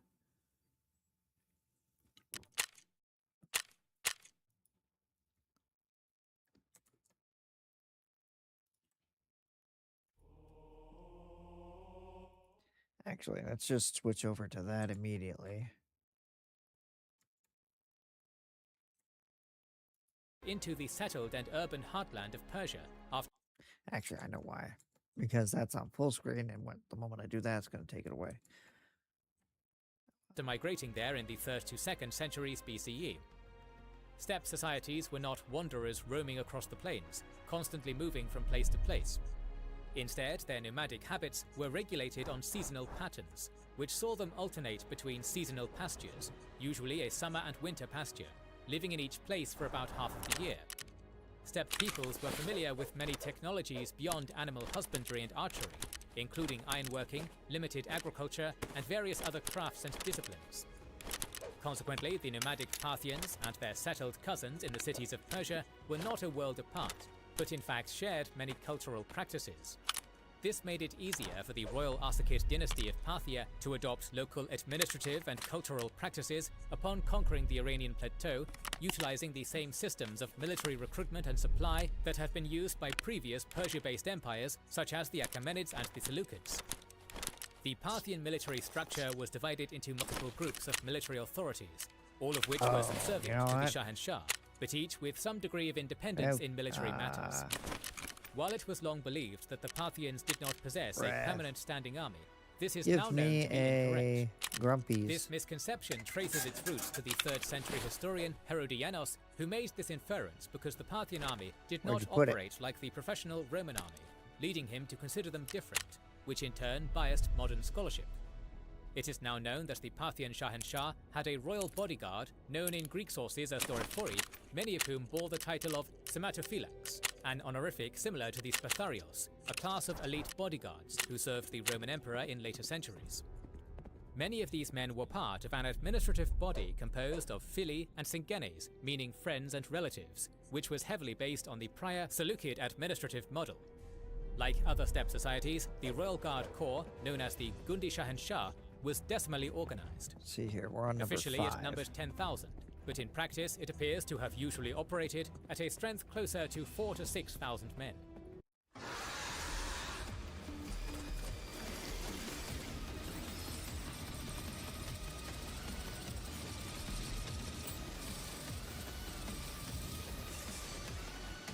Ow! That actually makes it a lot easier. So we can downsize that and just have these two up.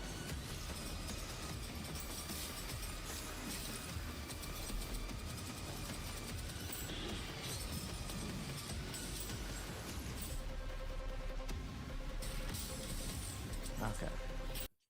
Ship. The king also utilized large numbers of mercenaries at his disposal, including fellow nomadic nations such as the Sarmatians and Sakas, as well as the Greeks, among others. Alongside the king's Royal Guard Corps and mercenary body, the Parthian military also consisted of several large and powerful noble families who employed both their own personal retainers and were obliged to call up levies at the king's request.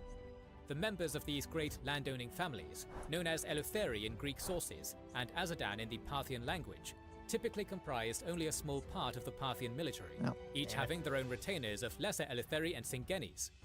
The 1st century historian Josephus provides a relatively simple yet useful image of these forces, describing the Jewish noble Zamaris of Babylonia, who had a force of 500 horse archers, of which 100 consisted of his Phili and Syngenes.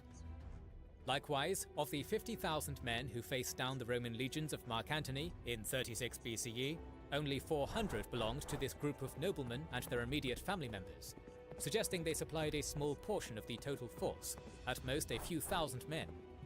In a decimally organized army, these nobles were likely divided between those who commanded 100, 1,000, and 10,000 troops, although in practice, the size of the force they brought to bear varied considerably based on factors such as family, clan, and estate size.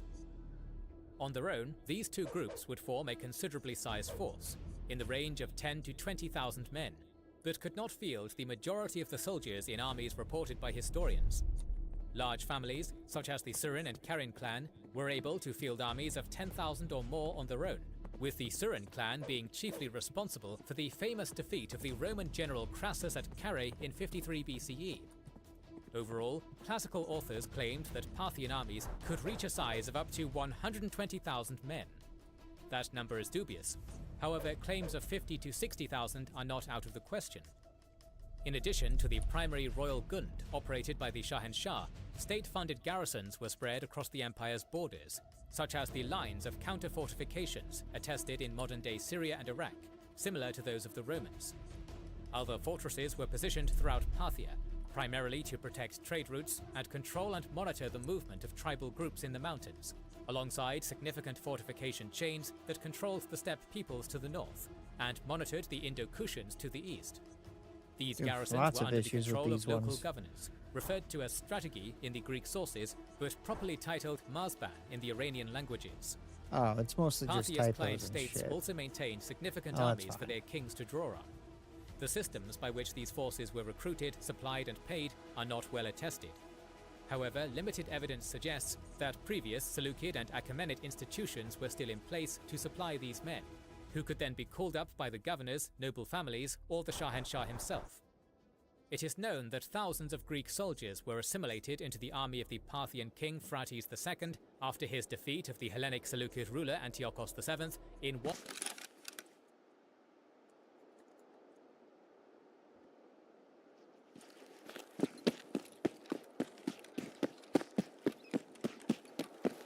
Oof, I don't even know if I'm going to be able to make it in the mall from here.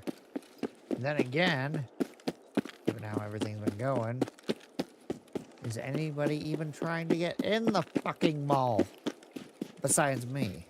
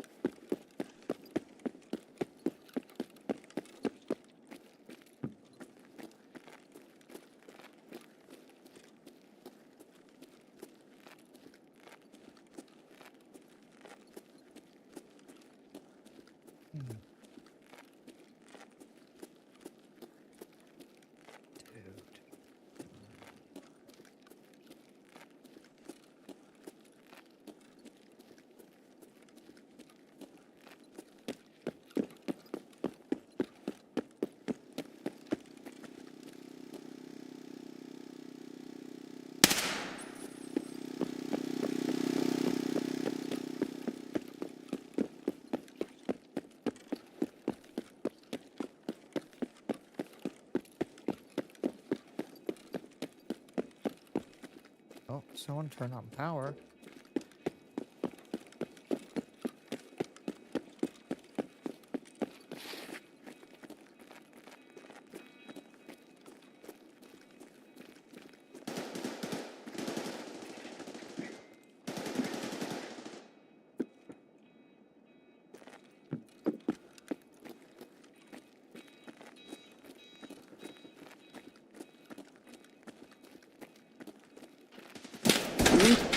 You gotta be kidding me. I thought it was a scav downstairs. And of course I get head tapped.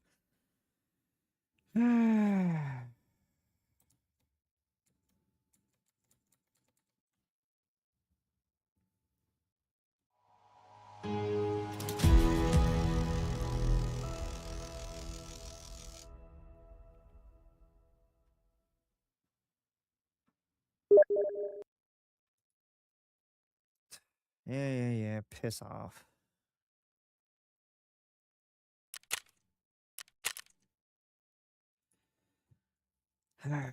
GG, sir.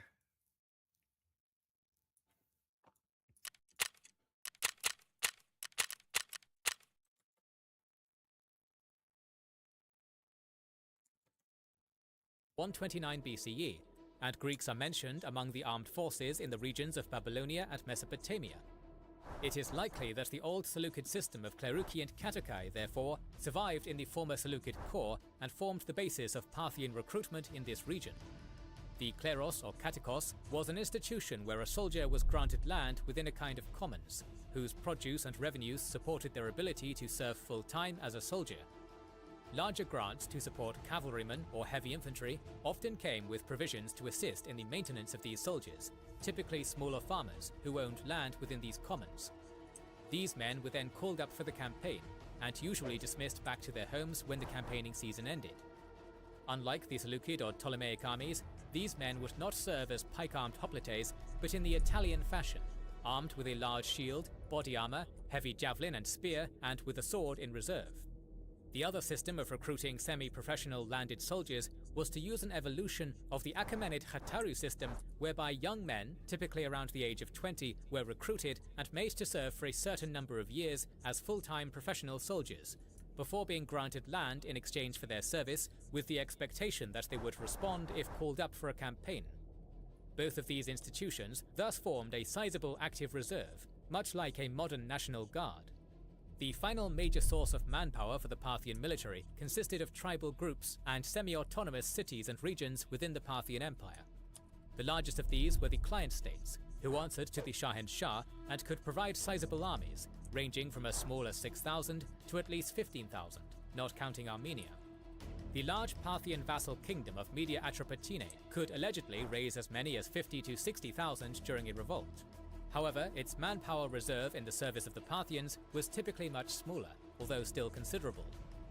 Many of these client states and tribes brought their own specialized skill sets to the battlefield, and could be considered analogous to Roman auxiliaries, depending on the particulars of the arrangement. Peoples such as the Cadusi provided javelineers, the Chieti slingers, Kosaean archers, and the Mardians, Uxi, and Deliamites infantry. Alongside internal forces, as previously mentioned, foreign mercenaries were always an option for the Parthians, who often recruited significant numbers of steppe nomads to their cause. For instance, the Saka were recruited by the Surin family and fought at Kari against Crassus. The value and effectiveness of the Parthian infantry is often understated. While the Parthians ostensibly relied on their cavalry as their decisive striking arm, any corps of infantry capable of holding its own against the Romans in a field battle must have been well trained, organized, and led. While the average Parthian infantryman may not have been quite as consistently well armed and armored as the average Roman legionary, their use of a large shield, heavy javelin and spear, and sword put them generally up to the task. And if armies from other cultures and time periods are any indication, the wealthier veterans in the first few ranks must have been well armored. While few details are given about the tactics of Parthian infantry, their deployment can be inferred from earlier and later periods, which point towards the use of mixed formations with heavy infantry in the first few rows, skirmishers and archers in the middle, and infantry in the rear rows protecting against an attack from behind. Indeed, the Romans modified their usual deployment to fight similarly in this region, as evidenced in inscriptions, texts, and the manual of the tactician Arrian. Parthian armies were also quite adept at siegecraft and military engineering, as evidenced by the fortifications present at cities like Artaxata, Tigranokreta, and others in Armenia and Media Atropatene. Indeed, Roman bans on weapons and iron exports to Parthia have been directly aimed at preventing skilled Parthian and Sasanian engineers from building siege equipment and artillery. Conversely, these men also helped build the fortresses they garrisoned, much like Roman military engineers, as evidenced in inscriptions from Syria and Iraq. Parthian cavalry operated as many stepped cavalry armies do, relying on encirclements, feigned retreats, or other flanking attacks. While the Parthian deployment of cataphracts is emphasized in Roman sources, the proportion of their army actually consisting of fully armored riders, or fully armored riders and horses, appears to have been quite low.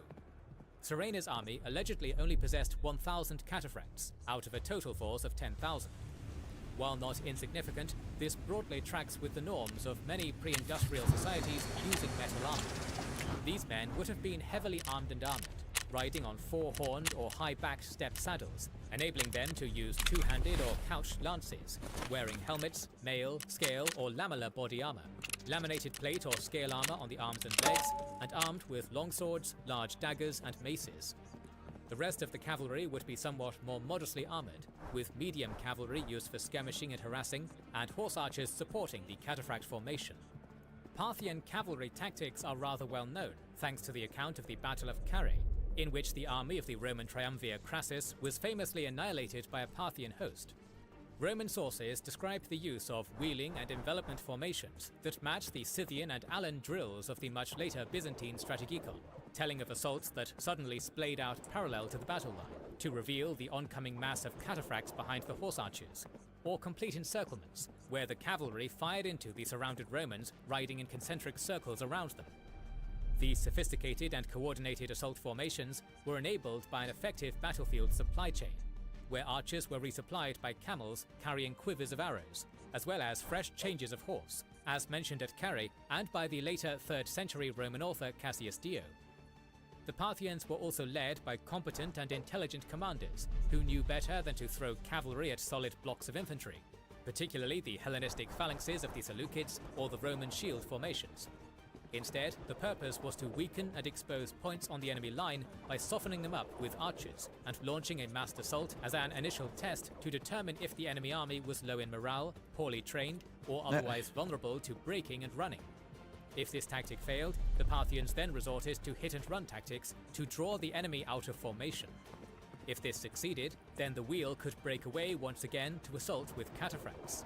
If this failed, the Parthians then resorted to attempting a feigned retreat to lure the enemy either out of formation or into the open, where they could then perform a complete envelopment. The question is now thus, if the Parthian military was far more dynamic and professional than historians originally assumed, then why did it ultimately fail?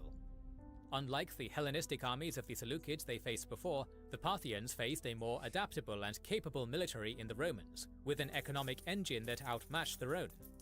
Roman iron mining, grain production, shipping lanes, and logistical depots enabled a force that could supply and maintain a permanent, standing, professional army, which could mobilize rapidly against incursions and stay in the field longer. While the Parthians had an advanced system of granaries and supply depots of their own, the need to rely on territorial armies that were mustered and collected into the campaigning army slowed their ability to respond to Roman incursions. The reliance on both cavalry and cataphracts in particular meant their army was susceptible to the gradual decay of the freeholder class, as estates were acquired by wealthy families, sapping both manpower and the income needed to arm and train such heavy cavalry. Finally, the Parthian client kingdoms often had their own political interests, and Roman interference made retaining control of certain minor powers to counterbalance the influence of others impermanent, creating internal conflict that then diverted military resources from where they were otherwise needed. Ultimately, such a situation would lead to the Parthians' demise, as their focus was divided during one such civil war, resulting in their overthrow at the hands of the House of Sasan, who founded the Sasanian Empire. Parthia is not the only military we'll be examining. In the coming weeks, we'll continue our journey to the face-off of these two superpowers once more under Gnaeus Domitius Carbollo. If you don't want to miss that and many other historical videos, make sure you are subscribed and have pressed the bell button to see them. Please consider liking, subscribing, commenting and sharing, it helps immensely. Recently, we've started releasing weekly Patreon and YouTube member exclusive content. Consider joining their ranks via the link in the description or button under the video to watch these weekly videos, learn about our schedule, get early access to our videos, access our private Discord, and much more. This is the Kings and Generals channel, and we will catch you on the next one. Taxes was feeling Nowhere in there does the word Does that appear? TurboTax stores. Meet our Nowhere in there. They Where do your the taxes, hell are so you can getting walk that out from? with confidence. Now this is taxes.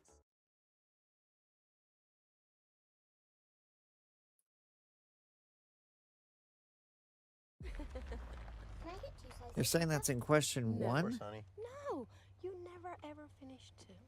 What the hell? Mr. and Mrs. Cannon. I'm Deputy Chief for the U.S. Embassy. Your daughter Katie has been found. She's alive.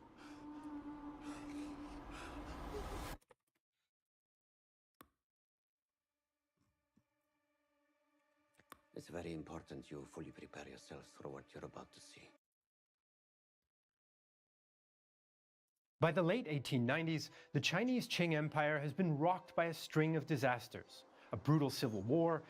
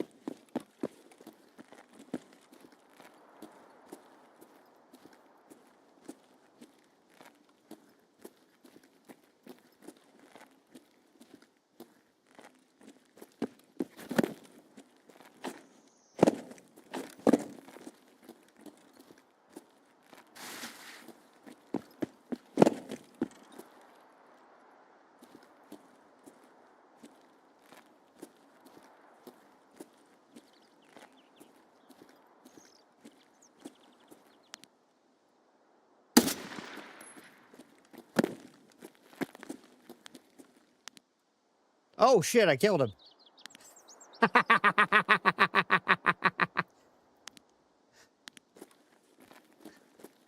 I forgot I was firing a fucking Lapua. I needed that. Thank you, sir.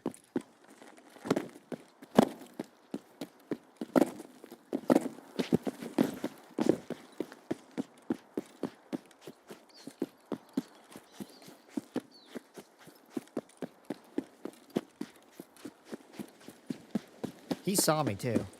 He saw me there at the end. Right before he died.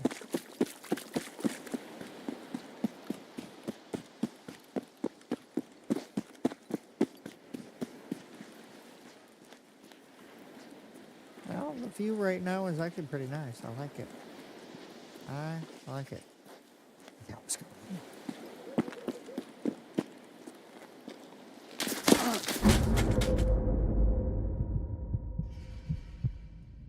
Well, that lasted long, didn't it?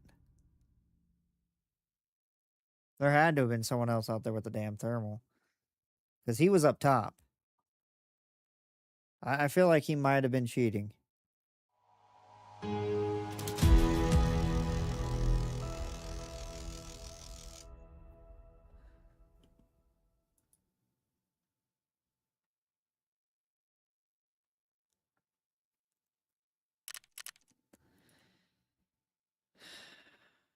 There's 1,000% this dude was cheating. 1,000% this dude was cheating.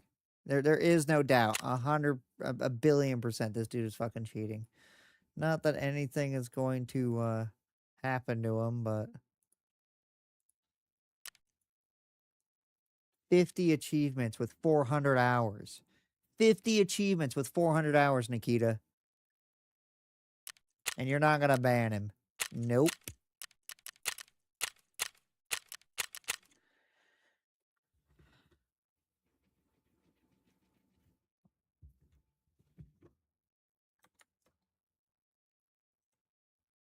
military defeats by the West, Russia, and Japan, and lost territories.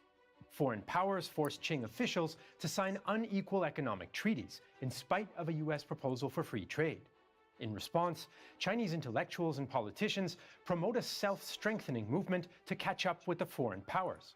And in 1898, the Guangxu Emperor launches a hasty 100-day reform program. Yeah, you're okay, but the more pretty girl. influential Dowager Empress You're Cixi okay. opposes it, and the plan fails.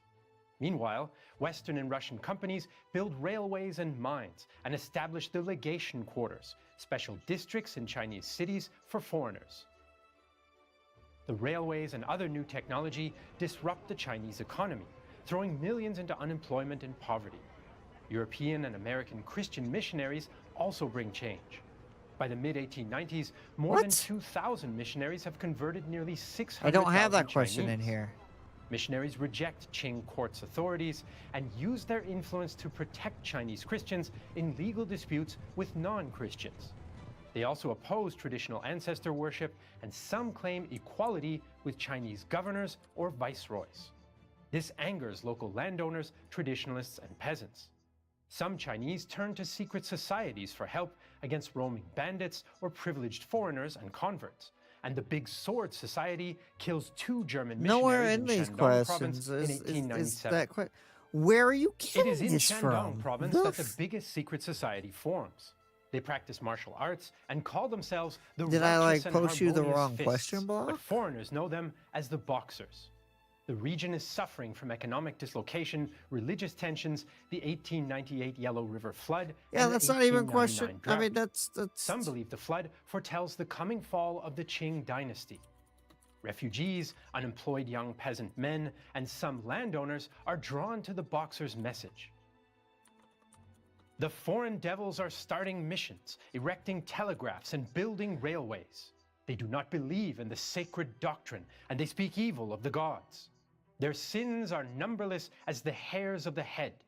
The will of heaven is that the telegraph wires be first cut, then the railways torn up, and then shall the foreign devils be decapitated. The Boxers also blame missionaries for the drought. No rain comes from heaven. Yeah, that The earth question parched and dry, not. and all it's because not the in here. churches have bottled up the sky.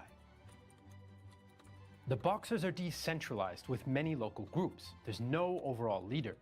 They believe they can call on gods to possess them and protect them in battle, and practice rituals including chanting and prostrating themselves.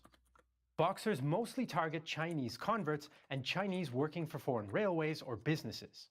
They draw attention by clashing with Qing troops despite their slogan, "Support the Qing, destroy the foreigners," and by killing British missionary Sidney Brooks in December 1899. The movement spreads quickly, reaching Beijing in May 1900. Western missionaries and diplomats complain Oh to my their Jesus. governments, who pressure the Qing to crack down. Now I have to go back over every fucking question set and wonder What's if you happening in China fucked is with really it that a way. people's Thank you. war. That's As Russians, fantastic. We cannot deny the great significance of fantastic. People's Wars. In 1812, we That's won gonna a be- People's War against Europe and crossed its territory to the very capital suck. of the world, Paris. St. Petersburg, though, does not see things this way, and such statements do not stop Boxers from cutting Russian-controlled rail and telegraph lines in Manchuria. The Dowager Empress Cix's government publicly threatens the Boxers with harsh punishment, but the movement is too big to control, and the court is split. Moderates like Prince Qing urge restraint, while hardliners like Prince Duan want to use the Boxers against the foreigners. The Dowager Empress adopts an ambiguous policy. Sometimes she labels the Boxers bandits and orders imperial troops to defend the legations, but she also prevents her generals from fully suppressing them. The violence escalates. In Beijing, the Boxers kill many Chinese Christians and then ramp up attacks on foreign missionaries and their churches, schools, and residences. In late May, a few hundred foreign troops, including US Marines, arrived to protect the legations. In response, Boxers cut the Beijing-Tianjin Railway. The 500 foreign civilians, 400 soldiers, and 3,000 Chinese Christians now trapped in the legation quarter fear the worst, as American Bessie Ewing writes. We slept in our clothes, ready for instant flight to the Russian legation, and if necessary, from there to the British, as our final stronghold. Cheng Lin comes in to tell me that the American board compound, including the printing press, was first looted and then burned, and that many of our Christians were killed.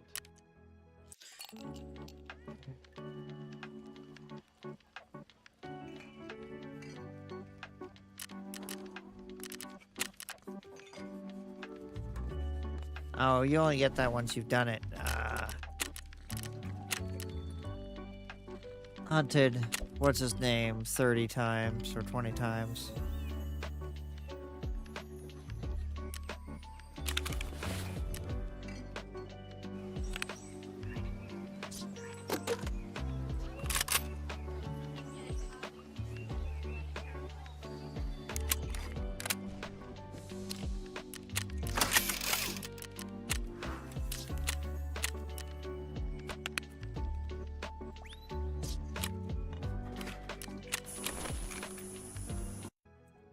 Foreign forces sometimes strike out from the legations, including one attack on Boxers in a temple that kills 45.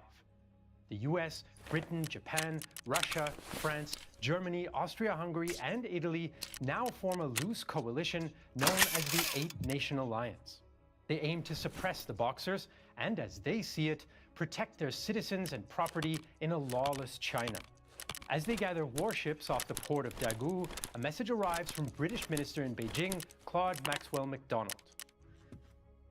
Situation extremely tense. Unless steps are made for the immediate advance on Peking, it will be too late.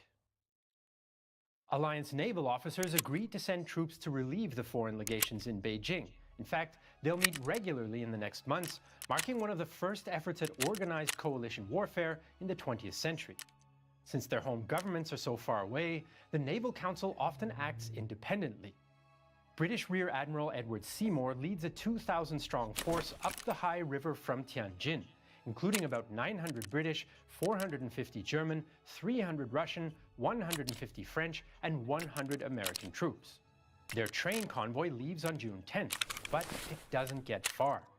Local Boxers rip up sections of track, and a pattern emerges. The expedition stops to repair, and the Boxers ambush them. The Boxers lack heavy weapons and rifles. Many are armed with bamboo spears, large knives, or large muskets known as jingals. At first, they approach Alliance troops slowly, waving banners and performing rituals. When Western bullets cut them down, they adapt, using quick charges or luring Alliance troops to break formation. Still, Alliance firepower, including a Gatling gun, inflicts significant casualties on the Boxers. The Boxers, though, tear up the repaired sections of track behind the expedition, endangering resupply. Meanwhile, in Beijing, the Qing court is suspicious of Seymour's incursion.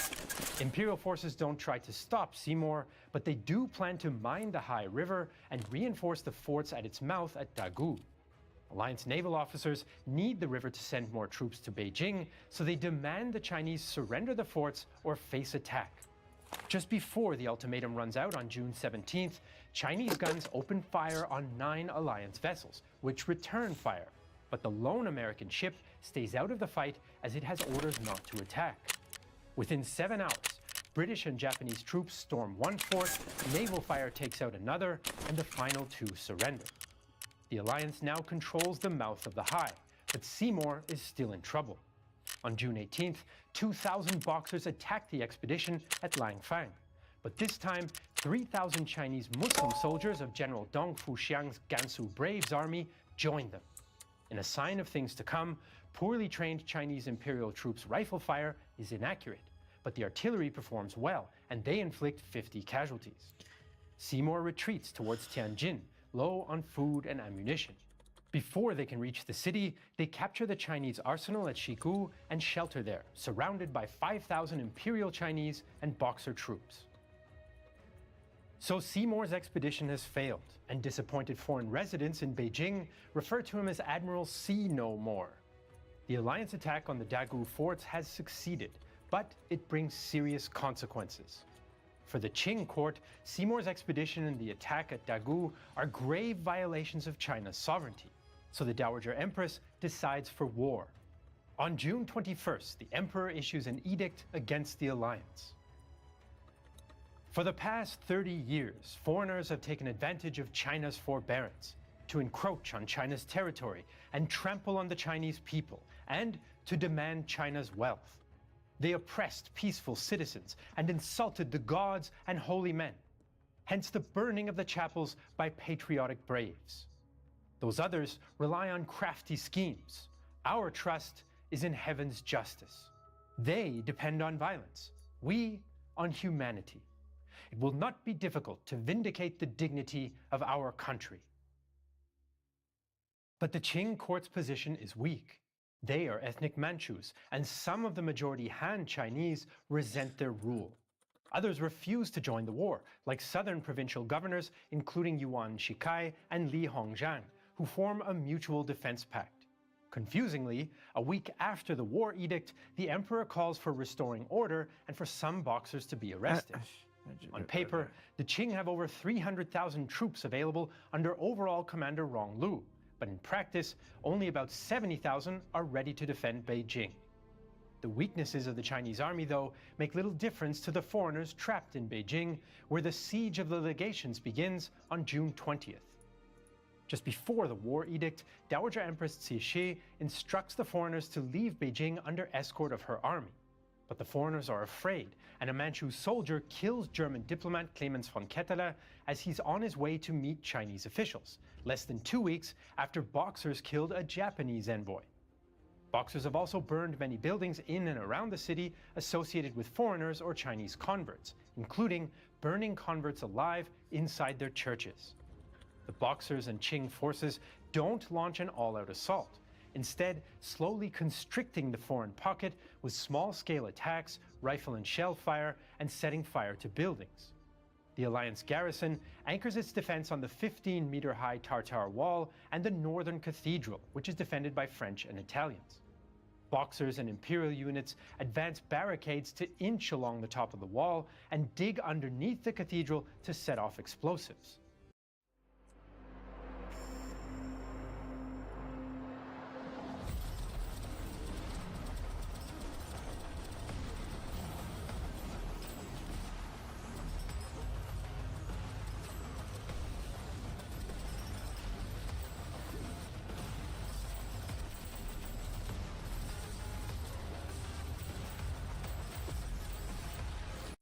The Chinese do make some gains. They capture the French legation thanks to underground mining, and they drive the Germans off the Tartar wall, though a British, Russian, US counterattack regains the position.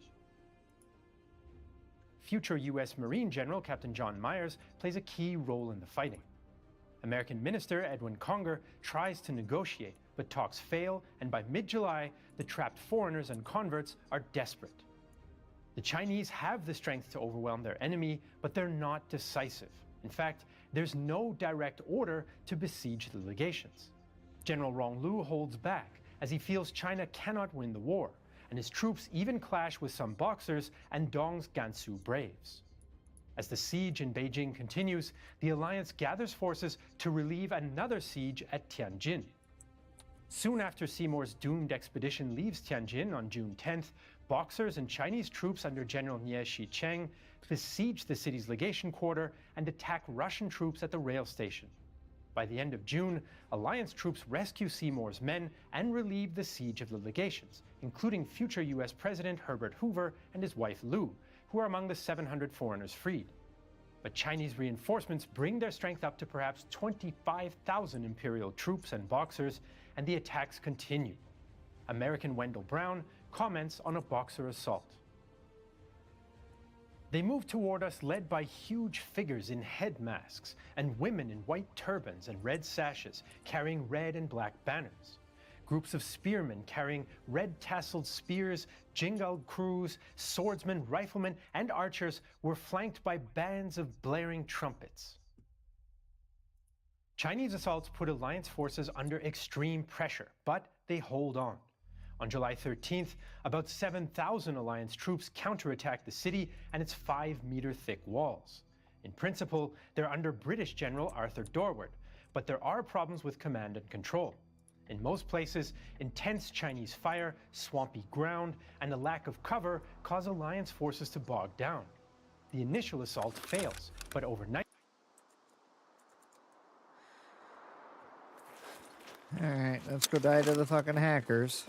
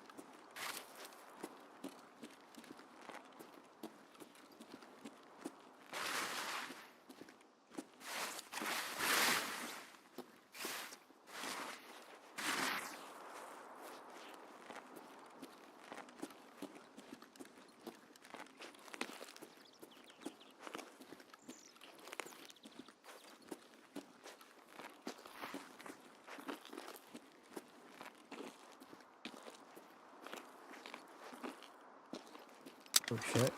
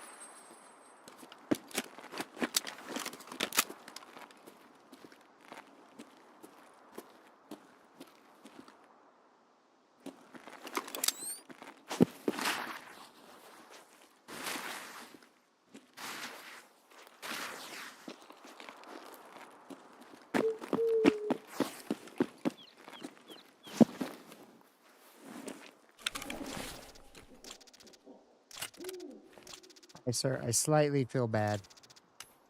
Slightly.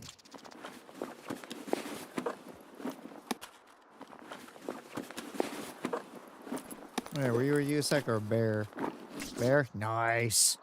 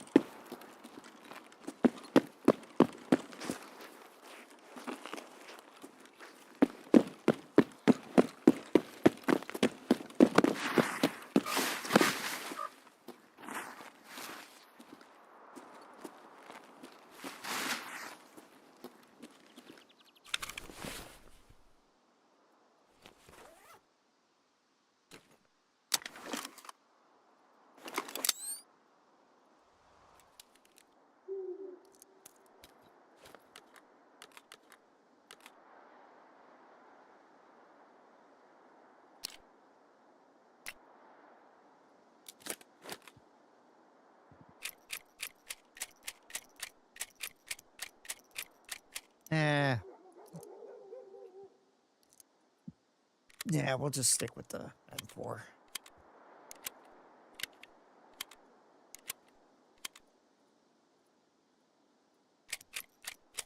However, let's reload it.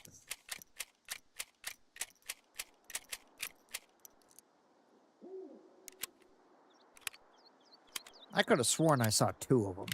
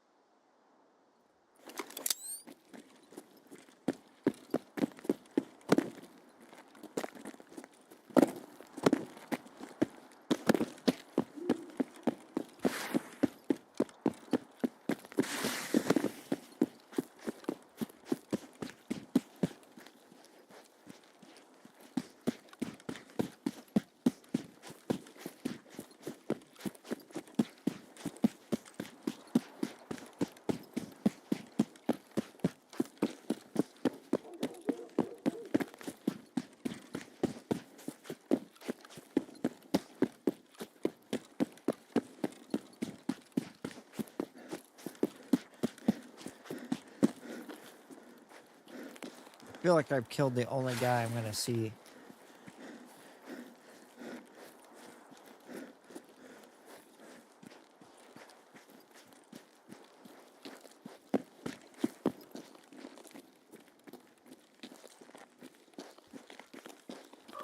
Jump.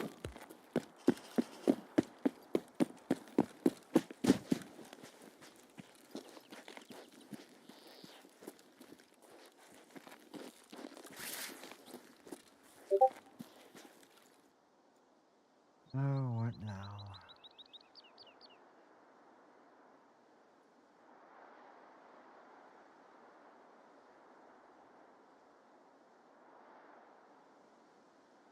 Cool.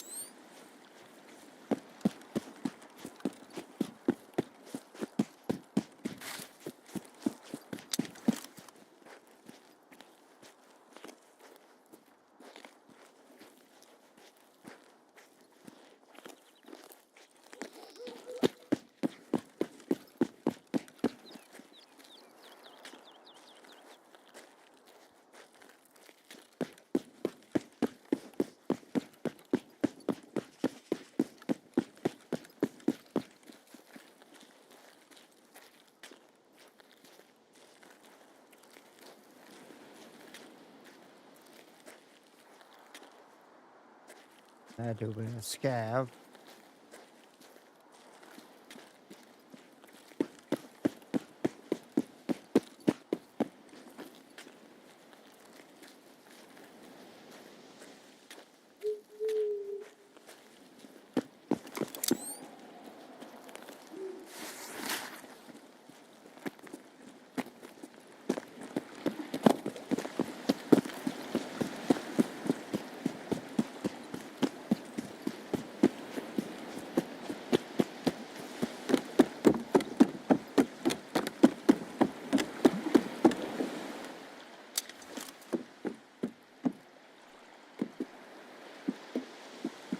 There's glass there.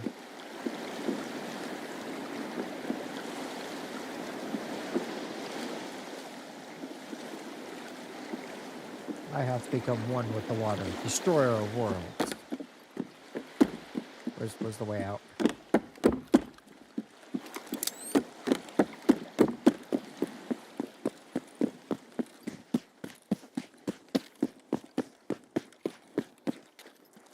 I haven't heard any other gunfire.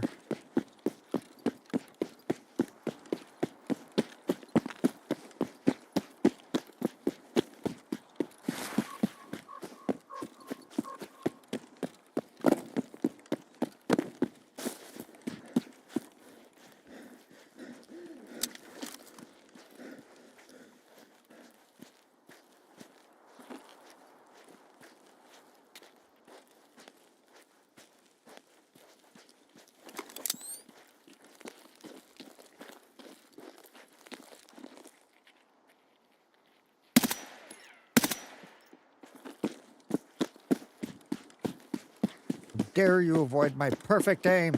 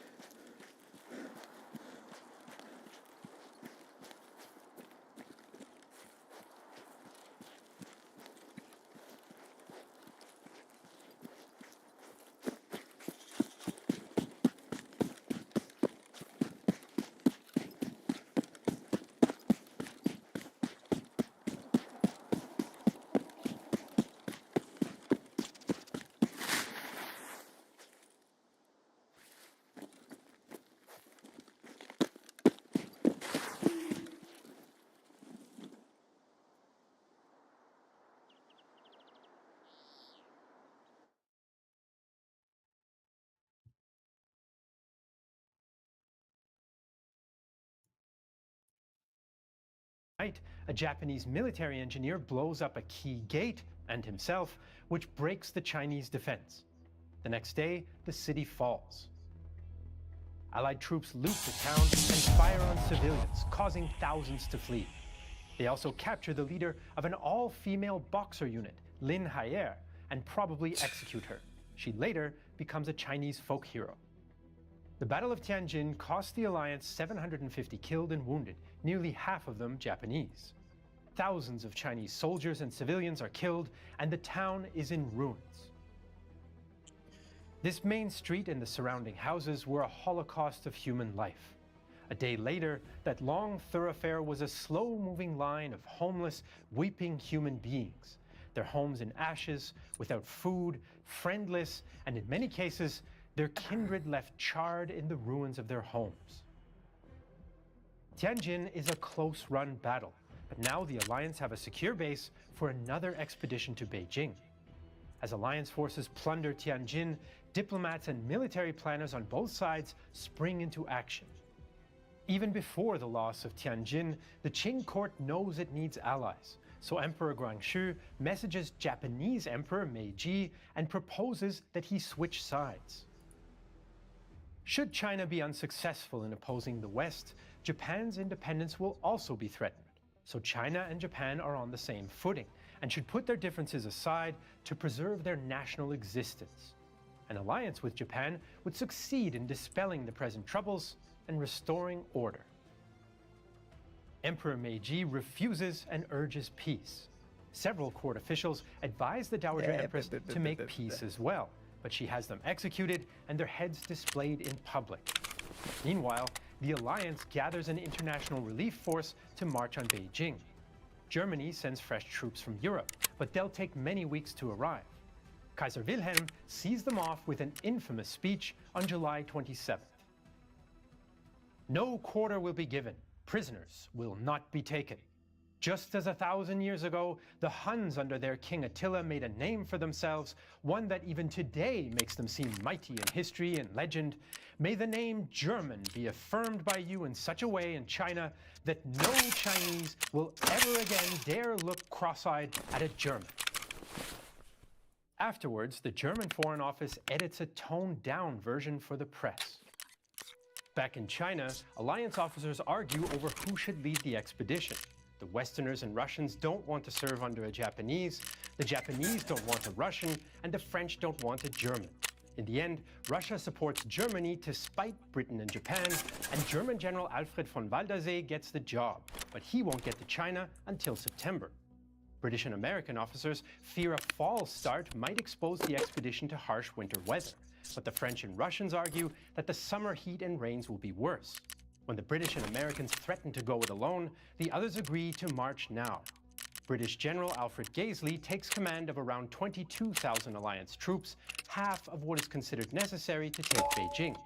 10,000 Japanese, 4,000 Russians, 3,000 British and Indians, 2,000 Americans, 800 French and Indo-Chinese, 200 Germans, and smaller contingents from Austria-Hungary and Italy, and even a British-led Chinese unit.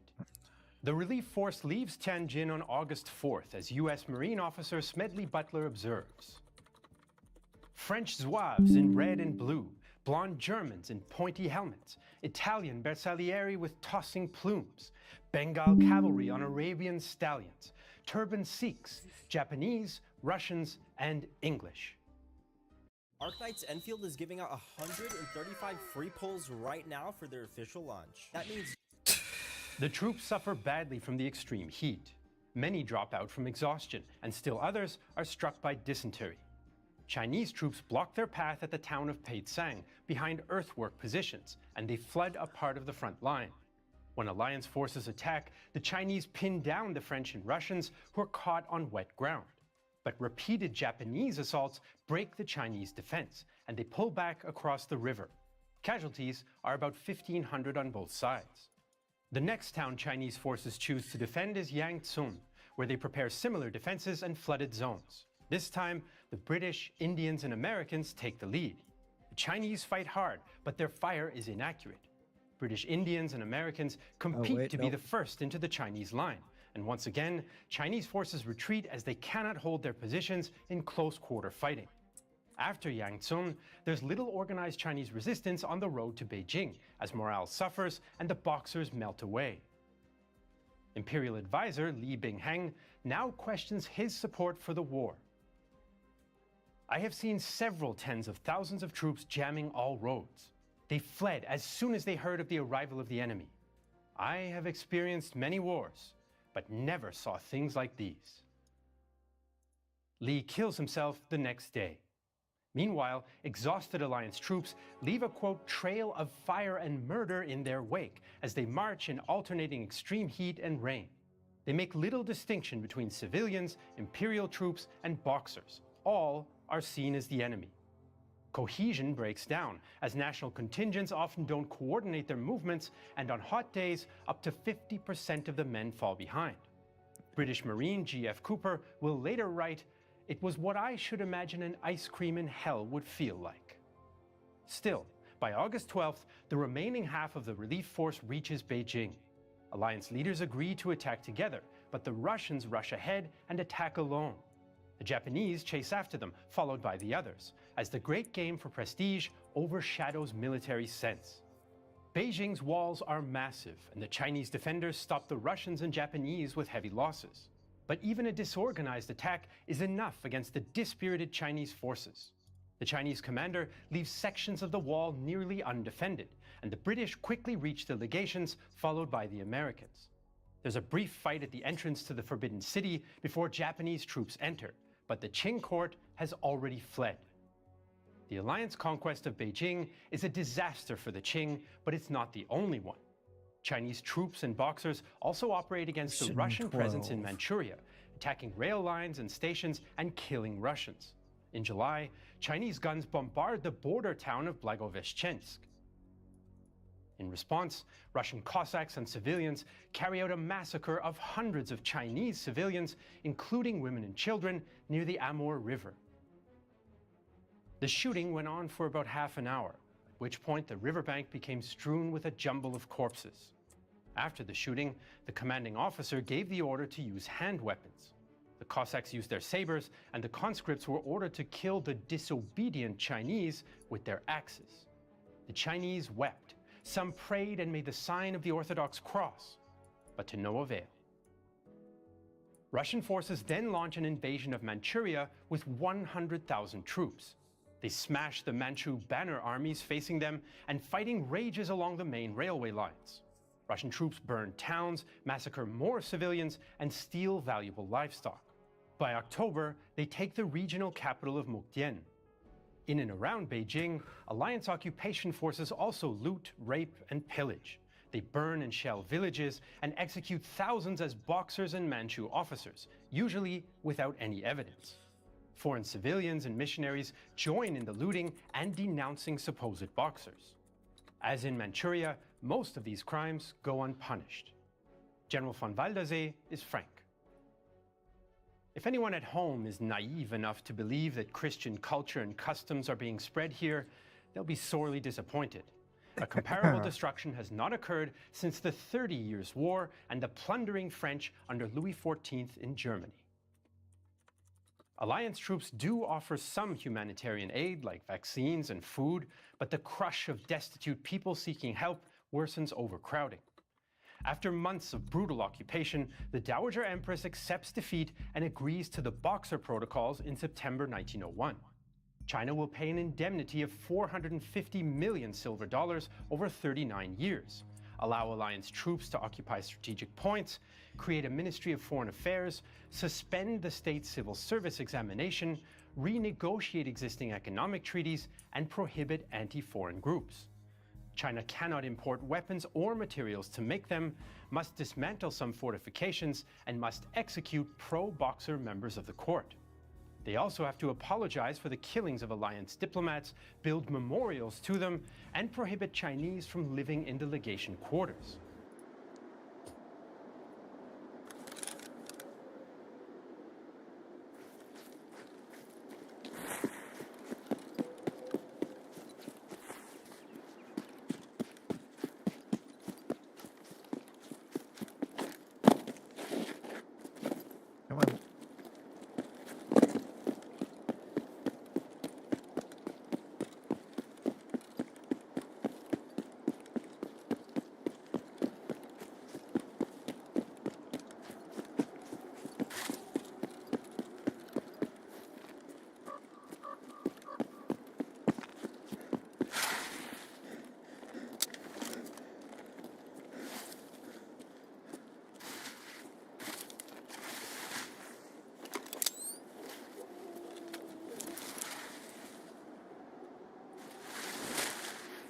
But yeah, I do have the tripwire. Grenade.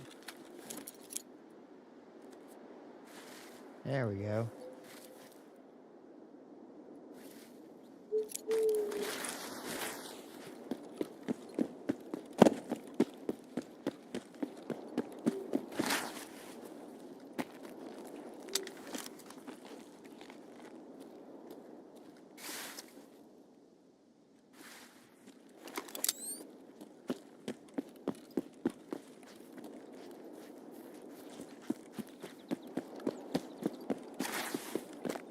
With that in place there, I'm actually going to skedaddle that way.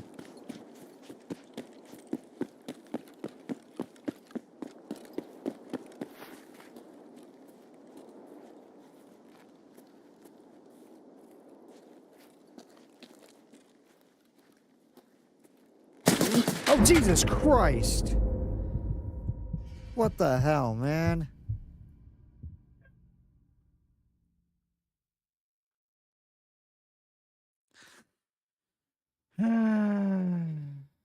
But of course, I should have been paying attention and being more careful.